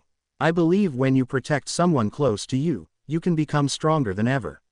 She asked him. He was becoming more responsive. This was her chance to dig deeper. Yeah, I know what you mean. That's exactly why I'm trying to become stronger. I lost someone dear to me and I never want that to happen again. His eyes focused back on her. Why so curious? You want to be someone close to me or something? Haku was surprised at his conclusion and could feel her face heat up in embarrassment. How was he able to get this reaction from her so easily? She decided there was no harm in that. Yes, I'd like to be your friend, that is if you don't mind. Haku's reports would slowly become less descriptive as she focused more on Naruto than his actual training. He intrigued her. They were so much alike. She had been honest and told him about her past while he listened quietly. In return she found out about his past. She actually cried for him the night she found out. She found herself coming back to this spot more often just for a chance to talk to him. Naruto didn't know what it was about this girl, Haku. She reminded him so much of Kairi. The peacefulness she seemed to radiate, her smile, even the way she acted. His attitude did not bother her at all. She would just smile at him. She didn't even seem to care about his arm.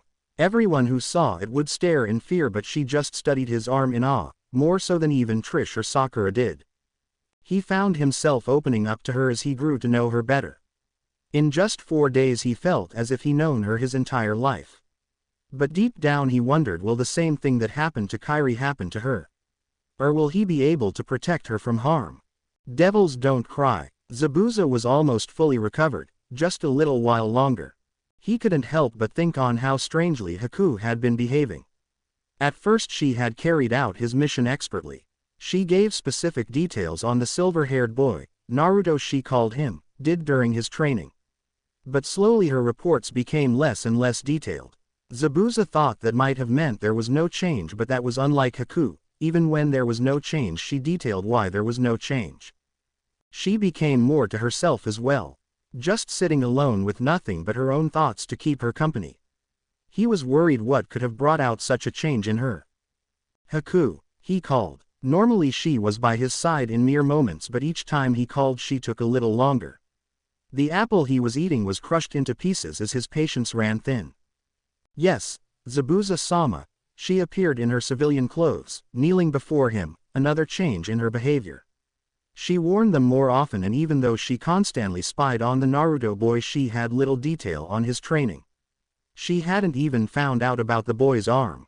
We attack tomorrow. Prepare yourself. He saw the surprise flash across her features, but it was quickly hidden. I will prepare at once. She moved to leave. Haku, are you with me? His question came out without emotion. Of course Zabuza-sama. She didn't move from her kneel. And she was looking at the ground. You will kill for me. She stayed silent for a while. He asked again. Will you kill for me, my tool?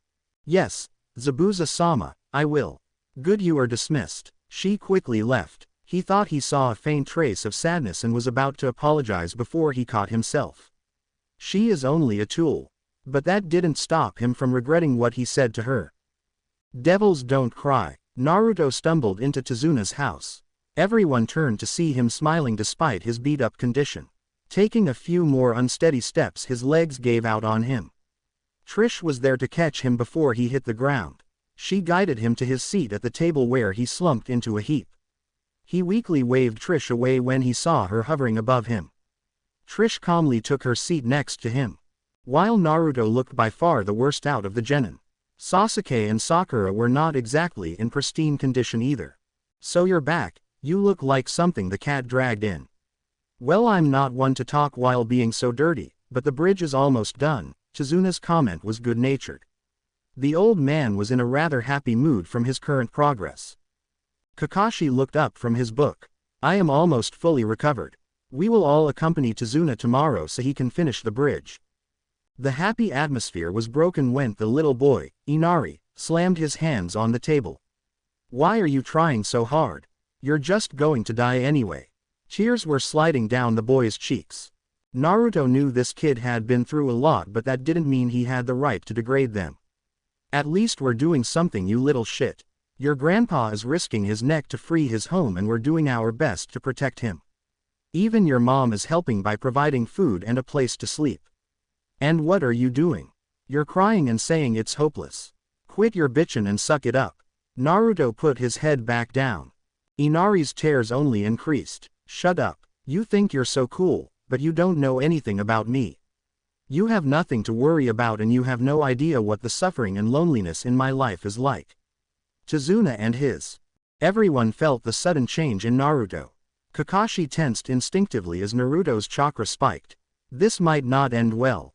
Sasuke, Sakura, and even the less chakra-sensitive Chizuna and Tsunami could sense the sudden change. The only one who didn't seem bothered by it at all was Trish. "You wanna die, you little shit." Naruto's voice was calm and tense. Naruto looked up to give Inari a glare that froze the boy in fear. They could see the red starting to bleed into the white of his eyes. "You don't know a damn thing about me, so don't ever compare your life to mine."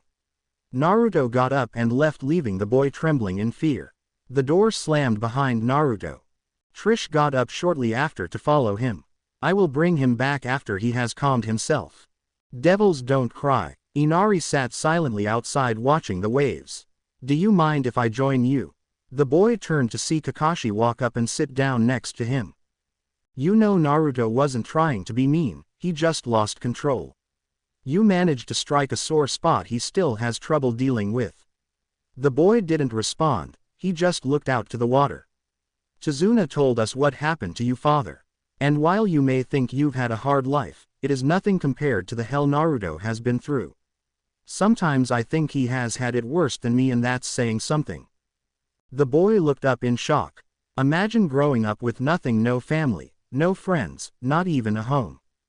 And then one day be given the one thing you wanted, a mother who loves you. Only to have it torn away, leaving you with even more pain. But even with the pain he kept going. All he has been through, and not once have I ever seen him give up. He is too strong. He won't let himself take the easy way out and just quit, he keeps fighting though. That's why he is so angry with you. To him you're just giving up, and it annoys him to no end. He doesn't hate you, he just can't stand seeing you give up all hope when you still have so much to live for. You still have your loving mother and grandfather and a chance to free yourself from Gato, and yet you don't even try to grasp it. Out of all of us he knows what you're going through the most, and, in his own way, he is trying to help you. He may seem a little rough around the edges, but his heart is always in the right place." Kakashi got up, dusting himself off. He walked away but called over his shoulder. "Try and think on it. Devils don't cry. That little fucker thinks I don't know what it's like." Naruto punched the massive tree repeatedly with his devil bringer. The tree splintered and cracked as his arm kept slamming into it, each hit stronger than the last. With a groan, the tree slowly toppled to the ground, aimed directly at Naruto. Naruto's devil bringer glowed in anticipation. As the tree came down, it was met by the ethereal blue arm that extended from the devil bringer and slammed into it. The force behind the hit lifted the tree into the air, and on its second way down it split down the middle, falling on either side of the half-devil. Naruto was about to start on another tree when slender arms wrapped around his neck, pulling him into the woman behind him. One stayed around his neck as the other moved upward and started to play in his silver locks. The presence seemed to calm the beast raging inside of him as he relaxed into the woman. "That is enough, master. Save your strength for when it is needed." Trisha's voice wasn't angry, but it was still firm. She added more gently, "The boy is still young, do not let his words get to you." She released her hold on him and began to walk back. "Come, you must rest for tomorrow your teacher is expecting a battle." "And just how do you know that?" His only answer was a sly smile. As the two walked off, a blue-haired figure watched from the shadows. "This demon is powerful, but so confusing. And then there is his demon servant. These two will be difficult to defeat." The figure faded into the shadows. "Devils don't cry." The short man with a broken arm sat in his chair patiently. 3 of his guards walked in with a suitcase. "Is that it?" The men nodded. "Show it to me." Placing the suitcase on his desk, they unlocked in. Gato reached out and opened it. The light blinded him for a moment, but inside he saw his prize. An evil smile settled on his face. The eerie light that the item gave off twisted his features. The smile stayed there even when he closed the suitcase. "Leave me," the small man barked. The lackeys quickly complied. A low chuckle escaped his lips. "Finally, I can crush them all. Tomorrow they will all pay." The low chuckle became louder and soon it turned into a full-blown insane laugh. The darkness of night was driven away by the sun's light. As the orb rose, it bathed the forest and waters of wave in an orange glow. If one were to keep looking carefully, they would see the forest seemingly set aflame while the waters ran with blood, but only for a moment. It happened so fast one would wonder if they had imagined it. The man in red watched the phenomenon calmly from the top of a tree. He knew this was a sign foreshadowing the events soon to come.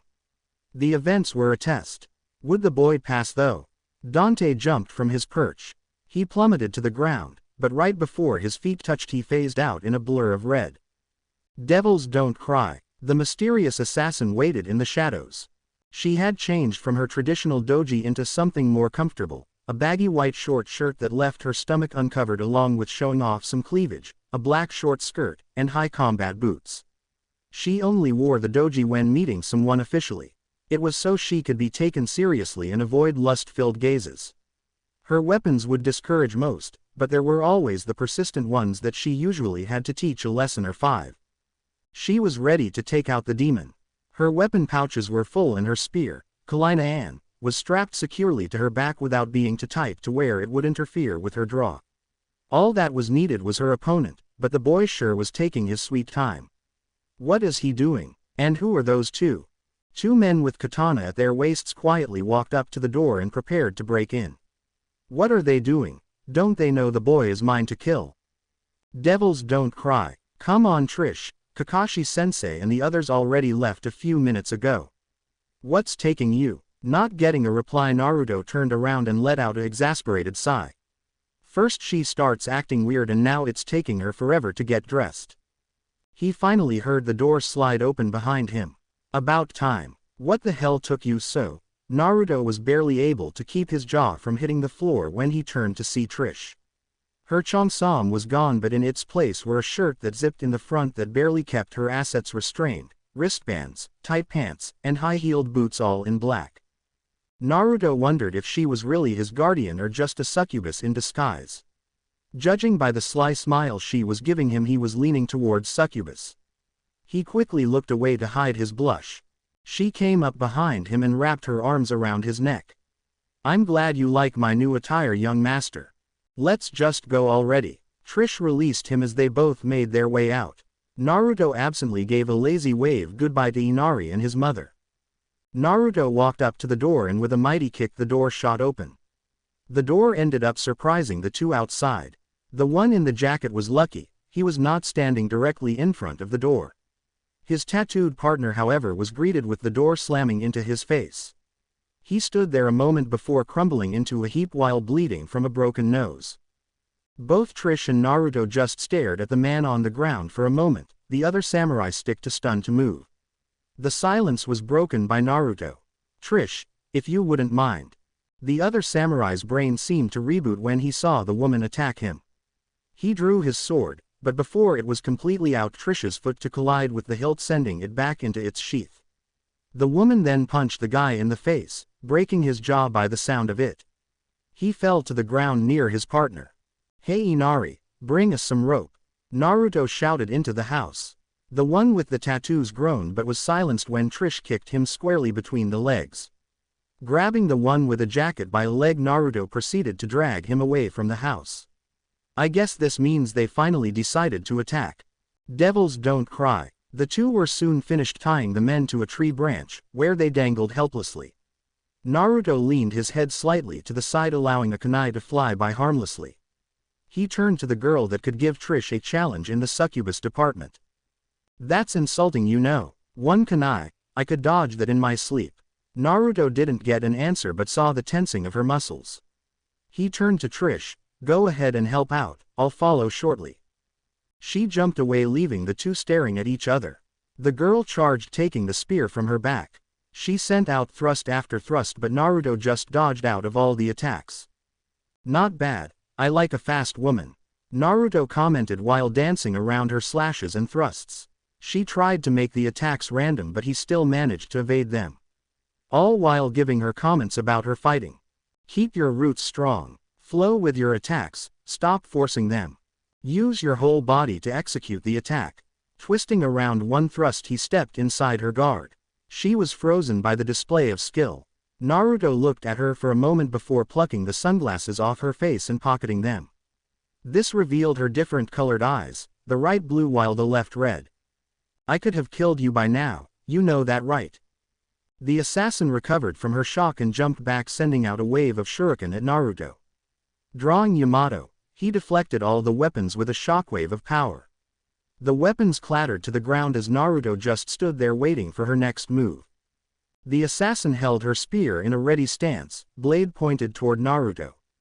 It began to glow. Naruto could feel the chakra that was being charged into the spear. Hysteric, the girl shouted, unleashing a barrage of chakra blasts from her spear head. The blasts spread out before they all converged on Naruto. The ground exploded, sending dust and debris everywhere. As it cleared, she saw the craters her attack had wrought, but she saw no body. Not even something signifying the body was destroyed, like dust, gas, or some kind of liquid.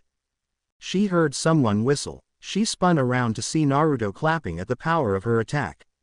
"Cool, that is definitely my kind of spear."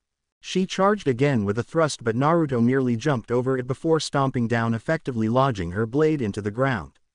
She retreated while sending kunai in her wake. Each loaded with explosive, went to get her spear back but was halted by the cold steel blade resting near her neck. To her side was the demon without a scratch on him. "Well, that was fun, babe, but I got places to be and people to kill, you know demon stuff," Naruto said. "So, that's it, you're just going to murder me now?" the assassin said in an emotionless tone. Naruto was quiet. The girl felt the blade move away from her neck, then heard the blade slide back into its sheath.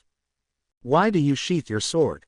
Finish this. I am a descendant from a line of priestesses who have died fighting your kind. I refuse pity, especially from a demon." She turned to see him looking at her with a bored expression. "Like I give a damn. I'm not gonna kill you, but you are going to tell me who you are and why you attacked me," Naruto said. "Call me what you want, but know that I will kill you," she said, eyeing her spear. "Whatever, lady, you can barely keep up with me, so how about you just stay out of my way?" Naruto turned his back on her and walked away. Lady felt uncontrolled rage well up inside her. The boy just dismissed her completely. He didn't even think of her as a threat. She pulled out a kunai and charged. Naruto had turned around at the sound of her footsteps, but merely stood there. All her training was thrown away as rage clouded her mind. She tackled the boy to the ground. She ended up straddling him, holding the kunai to his neck. Her hands were shaking as he looked up at her with piercing blue eyes. He didn't say anything. He didn't have to. She saw he hidden power in his eyes. "Well?" the boy asked. His voice held no emotion. No fear, no anger, nothing. "Why won't you fight back, demon? You all fight back. You all kill. So why don't you?" She reared back for the killing blow and stabbed the ground right next to his head. Naruto didn't even flinch. "You think just because I'm half devil that I'm evil? Let me ask you this then. If one human is evil, then are they all? You judge without even knowing," he said seriously, but the seriousness disappeared with his next comment. Now as much as I like my position, I need to help my team. Maybe another time though. Lady quickly got off him. Keep dreaming, she said as she went to retrieve her spear. The burning blush on face betrayed her. You following me or something? Of course I don't blame you if you are. Naruto asked as she walked back to him. Don't flatter yourself. I'm merely going to kill Gato for lying to me. Lady said, finally managing to get rid of her blush. Sure. Just don't slow me down. With that, Naruto made for the bridge with Lady right behind him. Devils don't cry. When the incomplete Team 7 along with Tazuna made it to the bridge, the sight that greeted them was horrible. The brave men who chose to stay with the construction were lying on the ground lifelessly. Tazuna ran over to a man that was still clinging to consciousness. What happened? He asked while propping the man up. Monsters, that was all the man could get out before death claimed him. Kakashi was on instant alert, already noticing the thick mist that was rolling in from nowhere. I was afraid of this. Hopefully my students are ready. Zabuza's voice drifted from all around them. It's been a while, copy ninja. I see your brats are still trembling with fear. They were instantly surrounded, Zabuza clones all around them. Before any of them could move, Sasuke said, I'm just eager for a rematch. Go on, Sasuke. At Kakashi's command, Sasuke cut down each Zabuza with 2 kunai in a blur of motion. They all liquefied, making a ring of water around the group. Seems your brats have gotten a bit stronger. Zabuza stood on the far side of the bridge blocking the escape, along with the demon brothers and his masked partner. Haku, show the boy real speed. As the one known as Haku traded blows with Sasuke, Kakashi analyzed the situation. This is not good, we're outnumbered. Where are you, Naruto? Kakashi's mind went back to the battle as he saw Haku create a jutsu with one-handed seals. Haku's Kekkei Genkai was revealed as hundreds of frozen needed rained down upon the two. Both managed to dodge just in time. Sasuke sent out a few kunai only for them to be blocked by the demon brothers' gauntlets as they covered the masked one's retreat. Enough. Take them out. The 4 charged but were forced back by a blast of red lightning. It seems I can be of assistance. Trish walked out of the mist, her body still crackling with red lightning. Trish's control of the lightning element was spectacular. Even Kakashi didn't have that kind of power when wielding it. There was someone missing though. Where is Naruto? Kakashi asked her as she neared them. At her glance he tensed. She still had a darkness about her. Master will join us shortly. Well, Kakashi, it seems the odds have evened up a bit. Haku, get the boy. Maizu, Guzu, the woman, the monkey is mine. Hearing Zabuza's plans, Sasuke charged the masked one. As his attacks were dodged, he was so angry he didn't realize the temperature dropping at an alarming rate until it was too late. With blinding speed, a series of hand seals was done in mere seconds. Mirrors of ice rose from the damp bridge. They all formed a dome around the young Uchiha. That's when the slaughter began. Trish's battle was a joke. Quite frankly, she was wondering how the hell they got the title of Chunin. Their teamwork, while admirable, was nowhere near invincible. Fighting them one-on-one was so pathetic it wasn't even funny. Speed, power, tactics, none of it was there. They relied too much on the gauntlets, hoping for an easy kill due to the potent poison. That allowed them to be sloppy, swinging wildly, aiming for a lucky hit. This was annoying. Trish ended it very quickly. In fact, if you want to put it mildly, she walked all over them, but if you to the brutal truth, you'd say, she fucking owned them. She was rather disappointed, so much so she didn't notice they weren't dead just yet. They made a suicide attack, basically throwing themselves at her. The first was fried mercilessly by a blast of concentrated red lightning, his gauntlet only serving as a lightning rod. The other, however, was able to use his brother's corpse as a shield and defend from the electricity. His hopes were dashed when a large spear blade stabbed into him. The blade had hit him in the back and tore through the front of his chest and his heart, sending out blood, barely missing Trish. The blade was attached to a chain that led to a shaft held by the blue-haired woman who had attacked Naruto. The blade, still lodged deep in the man's chest, was reeled in. The woman absently whipped the chain as to dislodge it from the man. His corpse was sent flying over the edge of the bridge while the chain was retracted into the shaft of the spear. I didn't need your help. He was no match for me, even with surprise on his side. Trish obviously didn't take kindly to interference, that and the fact that this girl had previously attacked her master would have her rather angry. Speaking of the master. Where is the master? I know you do not have the power to defeat him. Trish tensed in preparation to force the information out of her if necessary. Devil Boy is fine, said something about helping out the bastard. Lady frozen and met the gaze of Trish. You feel that? Lady asked. Yes, priestess, I feel it. It's getting closer. Devils don't cry. Sasuke barely managed to keep standing. He was cut up, bleeding, and had numerous needles sticking out of him. After the masked accomplice had unleashed this Kekkei Genkai ability, he was slow being turned into a pincushion. He had managed to unlock his Sharingan eyes with 2 Tomo in the left and 1 in the right. But it still wasn't enough. Even if he could see the attack coming, his body couldn't move quick enough to avoid it. It was hopeless. Well, you look like a mess. Sasuke looked to see Naruto. His mouth moved faster than his mind. What the hell's wrong with you? You could have helped from outside. Now you're just trapped. Shut up. The silent command stopped Sasuke's rant cold. Just watch and learn. You seem confident, but I won't let either of you escape alive. Sorry Naruto, maybe if it was different we could have been friends. Well, I'm waiting. Give it everything you got. Sasuke looked at Naruto. He's insane. Does he know what this guy can do? Very well. For Zabuza, thousands of needles rained down upon them from every direction, only for the 2 to be replaced by a log. Haku then noticed the glowing blue blades that were stabbed into all her mirrors. What? Boom. Each and every blade exploded, completely obliterating Haku's ice mirrors. Naruto watched with Sasuke, who was still a bit shaken from the close call. You owe me one Uchiha. You have no idea how difficult that was to pull off. With all the work it takes to make those bastards explode, I'm just fine with the blades themselves. I don't think I'm ever gonna do that again. Naruto discovered he was talking to no one as the Uchiha had passed out from chakra exhaustion. Naruto had it all planned from the beginning. He left a log in range for a substitution. He planted blades in most of the mirrors. And he had managed to hold and detonate his summoned swords. All in one master move.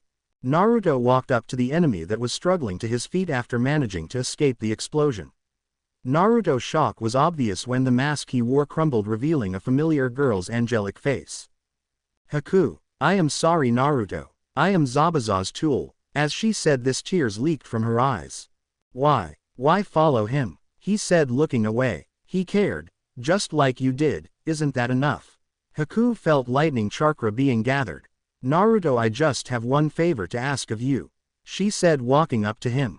What? MMPPHH. Their lips locked in a passionate kiss. Haku's arms wrapped around Naruto's neck while his arms encircled her waist, pulling her closer.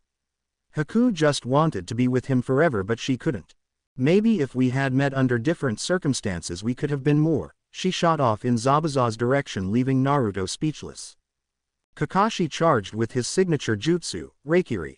He had trapped Zabuza with his nin dogs. Now all he had to do was deliver the finishing blow. At the last moment a figure jumped in the way, but it was too late to stop his attack. With a sickening sound, his attack blasted through the figure's chest, killing her instantly. Zabuza stood frozen. Kakashi gently pulled his arm free out of respect and laid her on the ground. A cheerful clap was heard from the end of the bridge. As the mist cleared, no longer being sustained, the small form of Gato was seen. Everyone turned to see the short man with a look of bliss on his face. Even stranger that he was alone. Gato, you double-crossing bastard. Zabuza ran at the man with his monstrous Zanbato dragging behind him. The head-chopping cleaver left a trail of sparks as it cut along the ground. He jumped in the air and slammed his sword down, but was repelled by a blast of fire. He was blown back and rolled to a stop, still smoking. Gato's laughter turned dark along with his voice. Fool, the pitiful one known as Gato is no more. I am Burial and I will rule this world, starting with that village. He is possessed, Lady said, walking up with lightning crackling around her. Naruto managed to drag Sasuke's limp body near Kakashi where his dropped the Uchiha. Possessed by what? Trish spoke up. He has been taken over by Burial, conqueror of Fire Hell. He needs to be destroyed before the demon can manifest. As she spoke she had been gathering enormous amounts of lightning. Holding her hands together above her head, a ball of red lightning formed. With a thrust in Gatos, or Burial's, direction, a beam of red electricity shot out. It blasted toward Burial, scorching the part of the bridge it passed over. It hit Burial with tremendous force, sending him off the bridge. Everyone besides Zabuza and Sasuke rushed over to the edge to see what would happen. As Burial fell, he was engulfed in flames. Before he could hit, however, he righted himself to where he landed on his feet. He hit the water but did not sink. He calmly started walking toward the town as his body burned and slowly mutated. Naruto turned to Trish. How can he walk on water? He's a fire demon, isn't he? Yes, master, he is, but he is intelligent enough to use chakra for basic uses.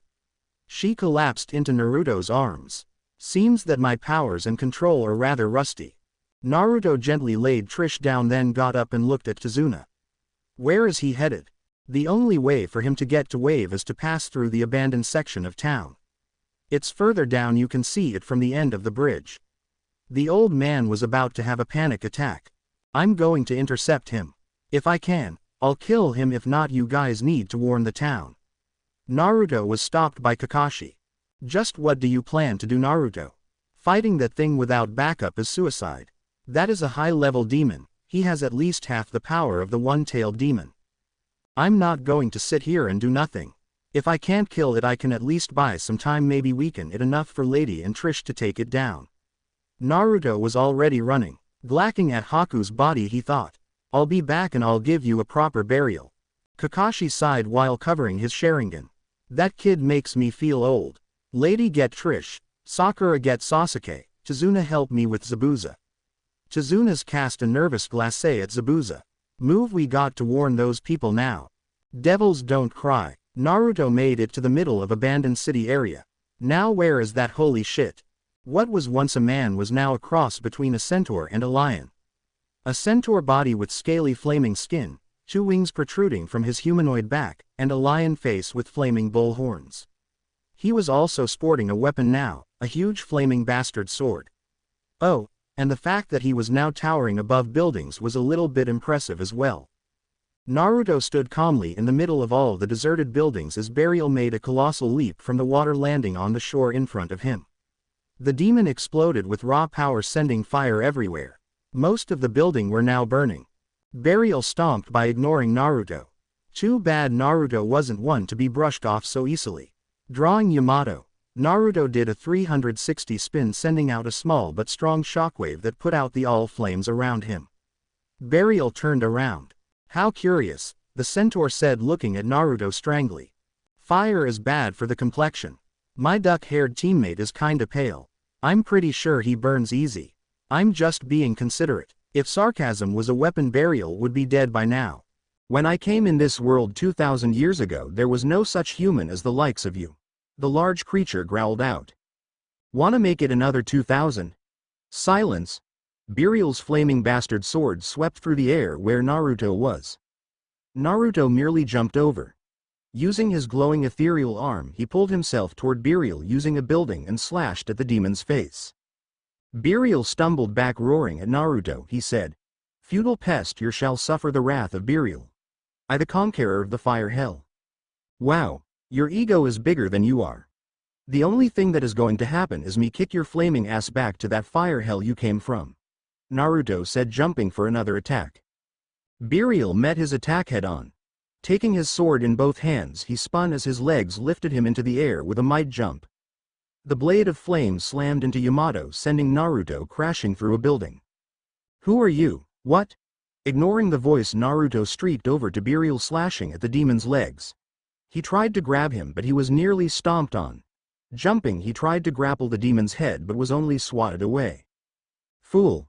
My flames protect me from any form of magic you wish to use. Naruto was able to rebound back off a building and hit Burial in the face with a caliber. The boy then unleashed a flurry of slashes. With a grunt, Burial's flames extinguished. Naruto's devil brigger glowed, forming the larger counterpart. He grasped Burial's head and slowly dragged the demon into the air with him. When Naruto was high enough, he released his hold over whatever was keeping him afloat and used all his strength along with gravity's aid to plant Burial's face into the ground. The ground cracked underneath the force.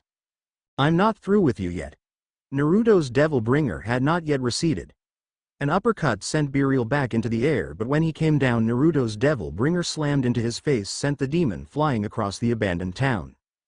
Ha! Who's on fire now? What happened next was too quick for Naruto to follow. First Beryl was struggling off the ground, then an explosion and something hit him, ramming, shredding, and burning him all at once.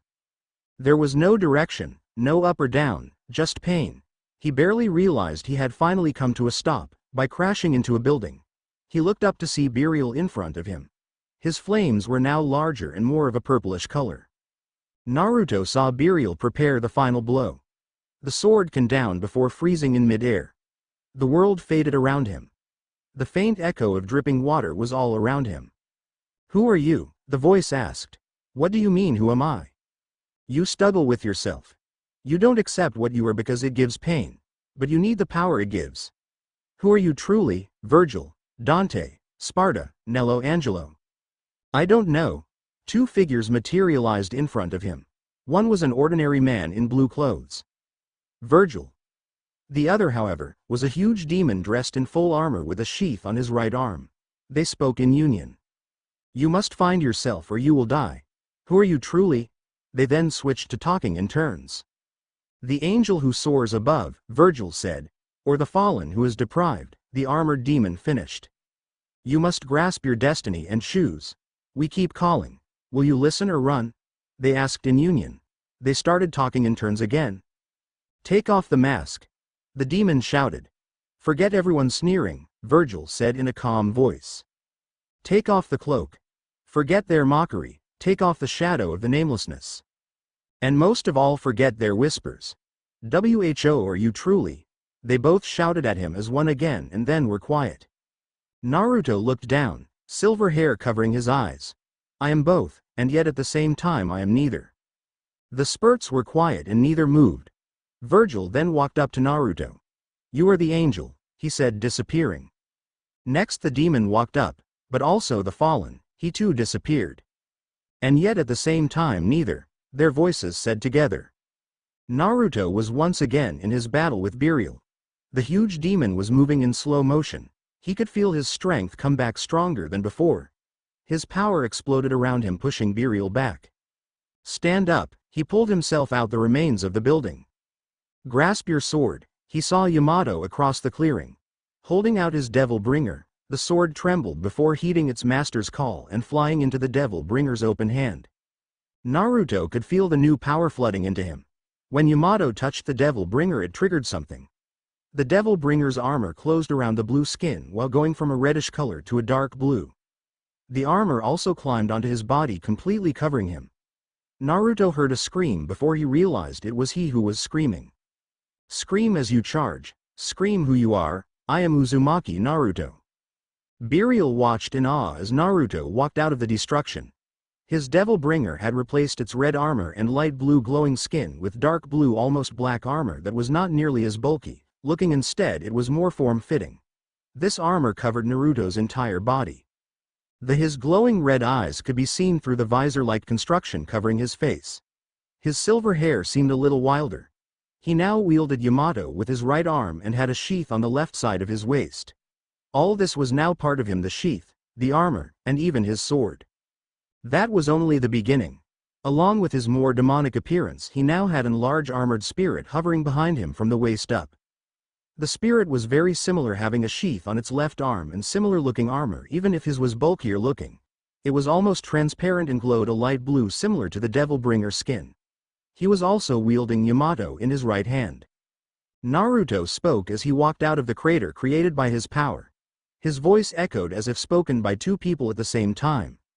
"If I become a demon, so be it. I will endure the exile. I will do whatever it takes to protect what I love." Naruto attacked. Sending out a focused judgment cut, his spirit mirrored him, sending out its own arc of blue energy. The attacks combined to form a massive X. Maximum bet, Naruto dubbed it. Beryl blocked the attack with his sword, but the blade broke under the powerful new technique. Before Beryl's shock wore off, Naruto was on him. Naruto bowed, grabbing Yamato in its sheath at his hip, while the spirit grabbed his on his arm. The barrage of slashes were fast and powerful. knocking Burial back out of his enhanced and regular flamed state. Showdown. Naruto jumped into the air. His spirit uppercut Burial high in the air with him. They then delivered a series of slashes and pulled him down, slamming him into the ground. Burial couldn't defend from the furious assault. Time to finish this. Naruto threw the beast into the air. Burial was met with thousands of fists striking him when he came back down. Blow after blow rained down before the final right hook blasted him across the battlefield. Naruto stood still. The only thing proving he was still alive was his raspy, echoed breathing. He power then fled him, leaving him in his original state. "Your arm. You're not human," he said, struggling to lift himself. "Don't ask. The damn thing still drives me crazy, though," Naruto said, taking a good look at his arm. "What the hell happened to me? You are just like he was, and he would be." Sparta. Burial's body couldn't hold any longer and burst into flames, leaving behind a flaming dead Gato. Naruto stood there looking over the destroyed town that had been their battlefield. He surprised himself by laughing. "So I'm like that Sparta guy, that's fine with me." Recovering from his laughing fit, he walked over to Gato. The man was clutching something to his chest. Prying it away from him, he examined it. It was a red crystal sphere that burned brightly. It was decorated with a skull jawbone to make it look more exotic. He could barely make out the words, "Evil Legacy," engraved in the bottom. His Devil Bringer glowed as it seemingly absorbed the crystal. His Devil Bringer then exploded, sending out flames everywhere. When he looked, he saw 2 gauntlets on his hands and noticed Yamato was gone. The word, Ifrit, shot through his head. "Ifrit, huh, I'll see what you can do later. For now, better get back to the others." The gauntlets went up in flames and Yamato returned to his side. Naruto walked back to town, trying to figure out how he would explain what happened. As he walked away, it started to snow. The snow then turned to rain that put out the fire. "So you saw the whole thing? Thanks for the backup." The rain hid the tears that fell. Dante calmly watched the child walk away. "Not bad, kid." Walking over to Gato's charred body, he examined it. "Looks like the artifacts are beginning to awaken. This is gonna be fun." He phased out in a blur of red. "Kill me, boy. I refuse to die by Gato's hand." Zabuza kneeled in front of Naruto. His body covered in burns, cuts, and bruises. The wounds fresh leaked warm blood all over the cold ground. The others stood by watching but not interfering. None of them had the will to refuse a dying man's last request. They were all in the forest clearing Naruto had first met Haku in. 2 graves were dug out. Haku's body rested in one while the other still waited. Naruto slowly drew Yamato from its sheath. The boy hesitated for a moment. "Do it." Naruto took a deep breath, steeling his resolve. The man's eyes lost focus as it began to snow for the second time that day. "Haku, my daughter, are you crying?" Zabuza turned to Haku's body a few feet away. She looked so peaceful. He could see the single tear escape her eye. Tears left the man's eyes unchecked as his mask broke. "I will not die a monster." Yamato pierced the skin, slipped in between the ribcage, and went through the man's heart, granting him a quick and honorable death. Naruto withdrew his sword and caught the body before it hit the ground. The boy then carried him to his grave and set the body inside.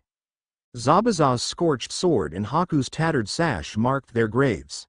Naruto woke with a start, jumping from his bed while scanning the room he was in. He allowed himself to relax when he realized he was in his own room back in Konoha. He noticed the all-around better condition of the room he was in. The wave mission pay was enough for him to fix up a little bit. The apartment still looked kind of ratty on the outside, but in the inside he had repaired the walls, the roof, replaced some of the flooring, and even managed to fix the water heater. Now if only those 2 would leave some hot water. Trish, being bound to Naruto, stayed in the apartment with him, and Lady, having nowhere to go, kindly asked Naruto if she could stay with him with a kunai pointed at a very uncomfortable place. Both now shared his apartment. What was his was theirs, and what was theirs was theirs. And Naruto had to admit the cold showers were needed most of the time.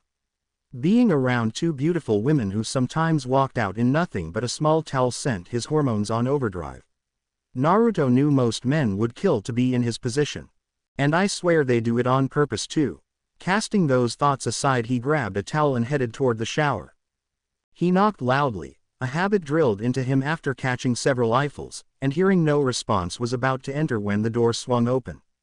Lady's figure was barely hidden by the small white towel. She bent down in front of him, giving him an excellent view of cleavage. "I saved you some hot water, Naruto-kun," she whispered in his ear. She then walked away with a noticeable sway in her hips and a small smirk on her face. Naruto stood still with one thought going through his mind. They definitely do it on purpose. He headed inside with plans for a very cold shower. Lady walked into the kitchen where Trish was preparing breakfast. She sat down, still in her towel, and began eating. "You should not tease Master like that," Trish spoke up, not turning from the food she was cooking. Lady swallowed her mouthful before responding. "You do it too. I don't see why I can't either, besides it's fun messing with him." Trish finished and turned around, fixing the blue-haired girl with her piercing gaze. "I know what I am doing and what the consequences are. You, however, do not," Trish said as she took her seat at the table. "What the hell are you talking about? What consequences? I have noticed Master's more demonic behavior ever since he obtained his devil trigger state. He is giving more lustful looks at females, rebelling against commands from the one named Kakashi, and becoming more competitive with the Uchiha. He will soon seek out to claim more mates, and by teasing him you increase the chance he will go after you," Trish said calmly. Lady slammed her fists into the table. "That's ridiculous. Why would he want me as a mate? Why didn't the demonic behavior ever surface before now? And what do you mean, more mates?" Trish looked on as calm as ever. "Master has finally accepted his devil side and is becoming stronger because of it. That's why the more demonic behavior has surfaced. You are strong and in your prime for fertilization. You would bear healthy children and kill anything that would try to harm them, perfect mate material. Your daily contact with him has also made him familiar and trusting of you. As for more," Trish tilted her head to the side, revealing 2 puncture marks. They seemed to be from sharp teeth. She turned back to Lady. "Master has already marked me as his mate. No way in hell I'm just going to become his bitch. What about you? You're fine with this? You're just going to let him claim and use you like a slave?" Trish didn't even flinch at the malice in her voice. She just sighed while rubbing her eyes. "When I first met him I flirted with him, but I always knew my duty was to protect him with my life. While we were on the mission to Wave we talked. He was cold at first but he soon accepted me. As I learned of his life my heart went out for him, but what truly shocked me was his attitude toward me. He asked question like, 'Why do you call me master?' And, 'Why risk your life for me?' Tears started to trail down her cheeks but she continued. I told him I was his servant and would do anything he ordered. He said he had only one order: 'I want you to be happy, to live out your life, don't throw it away for me, I'm not worth it.' He didn't want a slave, all he wanted was a friend." She wiped the tears away and fixed Lady with a glare. "He has earned my respect and I have accepted my feelings for him, what about you?" A blush spread across Lady's face. "What do you mean by that?" Naruto walked in dressed in his dark baggy black pants and his devil bringer fully bandaged, keeping Trish from replying. His gaze lingered on Lady's towel-covered form before realizing the tension that filled the room. Trish and Lady didn't even acknowledge his presence, they were too busy having a stare down. He could practically see the sparks clash between their eyes. Naruto grabbed his trench coat and slowly edged toward the door while slipping it on. "You know, I think I'll just pick up something before I meet the team." His hand almost touched the door when, "Master would not be going to eat that unhealthy ramen again when I fixed a full breakfast, would he?" Trish turned her gaze to him, freezing him on the spot. Naruto began to sweat nervously. "Of course not, Trish, why would I do that?" Trish's stare turned icy as the gold aura of her devil trigger came to life around her. Naruto could see the lightning in her eyes. Master does remember that he is only allowed 1 bowl a week and that he has already eaten that bowl. "Come on, Trish, I should at least get 3 bowls after beating Burial," Naruto said while sitting. Trish let her devil trigger recede. Master only faced a shadow of the original Burial. That creature had half the power of the one-tailed demon at most. The original could have beaten the 3-tailed demon. Devils are on different levels than tailed demons. The Dark Knight Sparta was powerful enough to rival the Kyuubi itself. Naruto stopped eating. "Yay, you already told me. That Dante guy gave up some of his devil arms to imprison Burial along with other demons inside artifacts." Lady sat listening quietly as Trish answered. Yes, that is how you acquired Ifrit. Dante must have used it to seal Burial into the evil legacy. Lady voiced one of her questions. Why didn't Burial's soul create a new devil arm though, since Ifrit was used to seal it? There was not enough of Burial's soul left to create a devil arm. So when Master defeated him, Ifrit's purpose was done, allowing him to be wielded in battle again. Trish answered. Lady then got up and headed towards her room. Whatever. I got things to do, I'll be back later. Speaking of Ifrit, have you mastered it yet? Trish asked. Haven't had time with repairing everything around the apartment. Do so soon. Ifrit, while not as powerful as Yamato, has a whole new range of moves to utilize and the advantage of the fire element. It will confuse any opponent if you could switch between them in battle. And while you can cut down any opponent, you may find yourself in a situation that calls for more martial arts than swordplay. Naruto stood. Alright, I get it. Learn how to use new weapons soon. I should get going. Hopefully we'll have a mission that isn't stupid. He murmured as he walked out. Devils don't cry. What the hell? If I wanted to take care of a bunch of mutts, I would get my own fucking dog. Team 7 was making their way towards the Inuzuka compound. As you may have guessed, their mission was to help the clan with their dog partners. Naruto was not exactly thrilled with this mission. Language Naruto. Kakashi said with his eye in his book. The Inuzuka clan's partners need to be kept in good condition, for they are just as much an asset as you are. Their combination techniques with the Inuzuka can instantly turn the tide of battle. I ain't no dog. Naruto, while not the only one disappointed in the D-ranked mission, was the only one protesting out loud. Quit complaining, idiot, Sasuke said. The young Uchiha was still angry that the Hokage said that their team was only slightly above average. We have numerous D-ranked missions along with an A- ranked and we're only slightly above average. What was that, Uchiha? The two were soon arguing back and forth. The two seemed to fight constantly now. Before they ignored each other except to occasionally make a jab at the other's ego, but ever since the mission to Wave they seemed to always be battling for dominance. You both acting like children. Sakura shouted at them. Stay out of it. They both shouted back simultaneously. She didn't understand what was with them. Not only then Kakashi just let them bicker. Whenever she asked, he always said the same thing. They need a bit of competition. She sighed. Must be a macho thing. When they finally reached the compound, Naruto and Sasuke had settled for just glaring at each other. The compound, while not as large as the Hyuga or Uchiha, was still very impressive. A large open field was to one side of the house for training and playing, while the other had a dense forest for tracking and hunting. It was also very clean looking for a place that kept dogs as well as humans. You two look like pups fighting over milk. A new voice laughed. Naruto and Sasuke forgot about each other and glared at the newcomer. The newcomer was a young woman. Her brown hair was kept in a ponytail that left 2 strands to frame her face. The red fang-like markings on her cheeks identified her as a member of the Inuzuka. She was clothed in shorts and a Chunin vest. How about you say that to my face? Naruto advanced on the older girl. Even if she is hot, she is not insulting me. As he approached, the Inuzuka girl felt her hackles rise. You want a piece of me, shorty? She bared her fangs. She didn't know what it was about this kid, but she felt as if she had to prove to him that she wasn't a weak little bitch. Naruto was in her face instantly. She was so shocked she just stood there as he ranted. I am not short. What is it with you people? I'm just a bit height challenged. I'm still taller than others. Naruto was still a bit sensitive about his height. He knew he was still growing, but it was extremely annoying whenever people picked on him about it. Trish said it was because of his mostly ramen diet, but the healthy food she began cooking wasn't showing any signs of making him taller. And while Naruto was a bit taller than Sakura, it annoyed him that people like Sasuke were still taller than him. Take that back before I put you in your place. Naruto concluded his rant. Try and make me short stuff. Both were in each other's face, growling at the other. Hana, don't antagonize the fresh meat.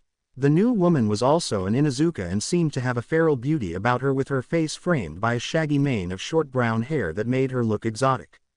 Dressed in pants, a long-sleeved shirt, and a Junin vest, she was definitely a looker. Asum-san, Team 7 has taken the job offer for the help you requested. Kakashi bowed respectfully. Yay, whatever. Kakashi, you know the ropes, you and the Uchiha will be walking the pack in turns. I'll be taking Pinky here and we'll be cleaning out pins while you're walking them. Tsume began to walk away. Hey, what about me? Naruto asked, breaking his glaring with Hana. The woman turned around and looked him up and down with a slightly hungry gaze. Well, since you seem to already be acquainted with my daughter, you'll be helping her groom the pack. Come on, Pinky, we got a lot of work to do. Tsume proceeded to drag Sakura to the dog pens. Kakashi and Sasuke followed at a slower pace. Naruto glanced at Hana out the corner of his eyes. The Inuzuka was already walking to her own destination. Hurry up, shorty, we ain't got all day. She called out. I told you I'm not short, you bitch. Shikyaku no Jutsu. Naruto leapt over the claw slash that would have torn him, landing a few feet away with his sword drawn. Hana bared her fangs menacingly as her hair seemed to become spikier, more untamed. Her fingernails had sharpened and lengthened into claws. She let out a deep growl.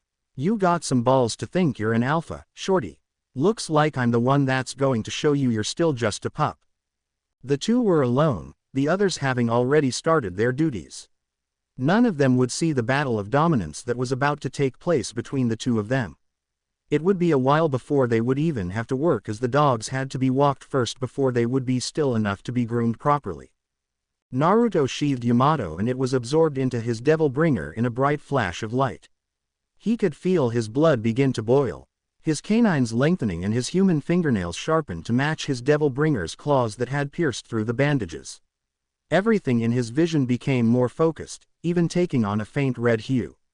The trees and grass around him seemed to become even more alive, but all of that faded from view as he focused on the female, his prey. Hana was starting to wonder if she may have overstepped herself. The boy's eyes had become red with slitted pupils. His silvery hair spiked out in different directions instead of laying down on his head. His whisker marks became darker and more defined. Her resolve steeled as her pride would not allow her to back down now.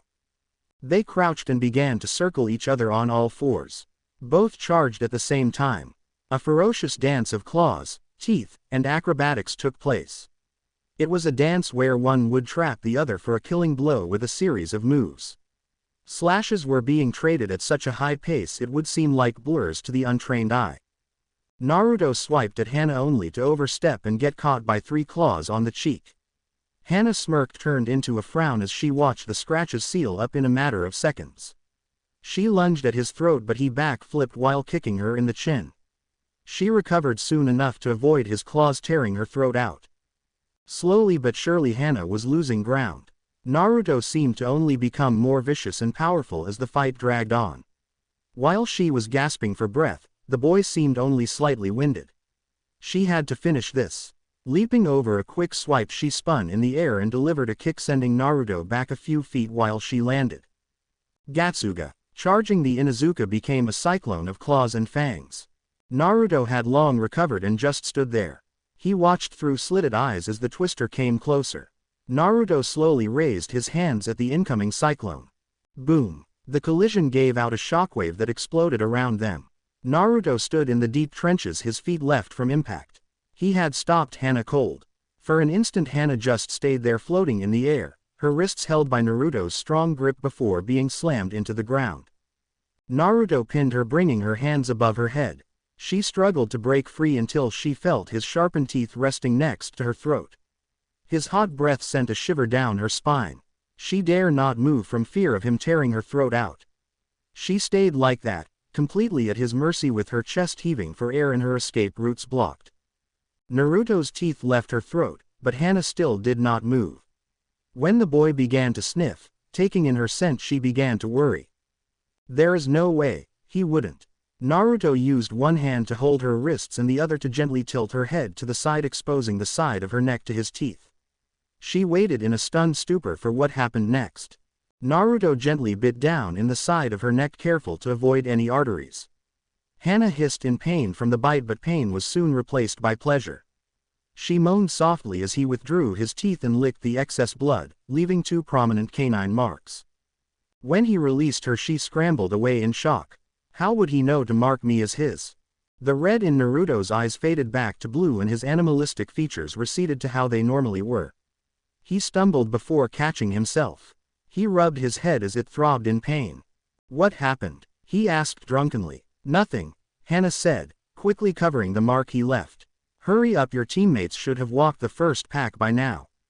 The Inuzuka said nothing more. Naruto's head hurt too much for him to question her, so he just followed in a drunken stupor. Devils don't cry. Trish just finished buying groceries when she felt it. She could faintly feel another presence along with Naruto's appear in her senses. It couldn't be Lady. I saw her leave in a different direction than Master. Well, whoever it is, if they hurt Master, I will kill them myself. Devils don't cry. The Hokage watched the woman with interest.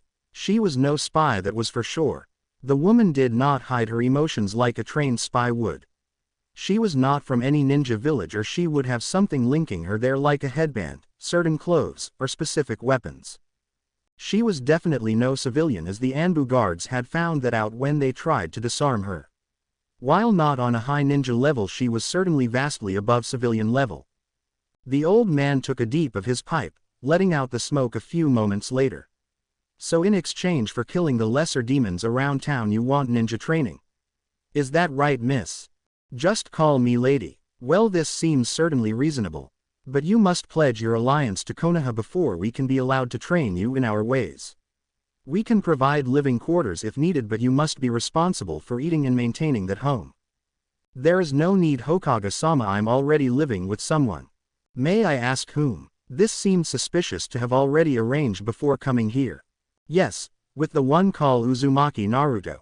The Hokage's pipe fell from his mouth.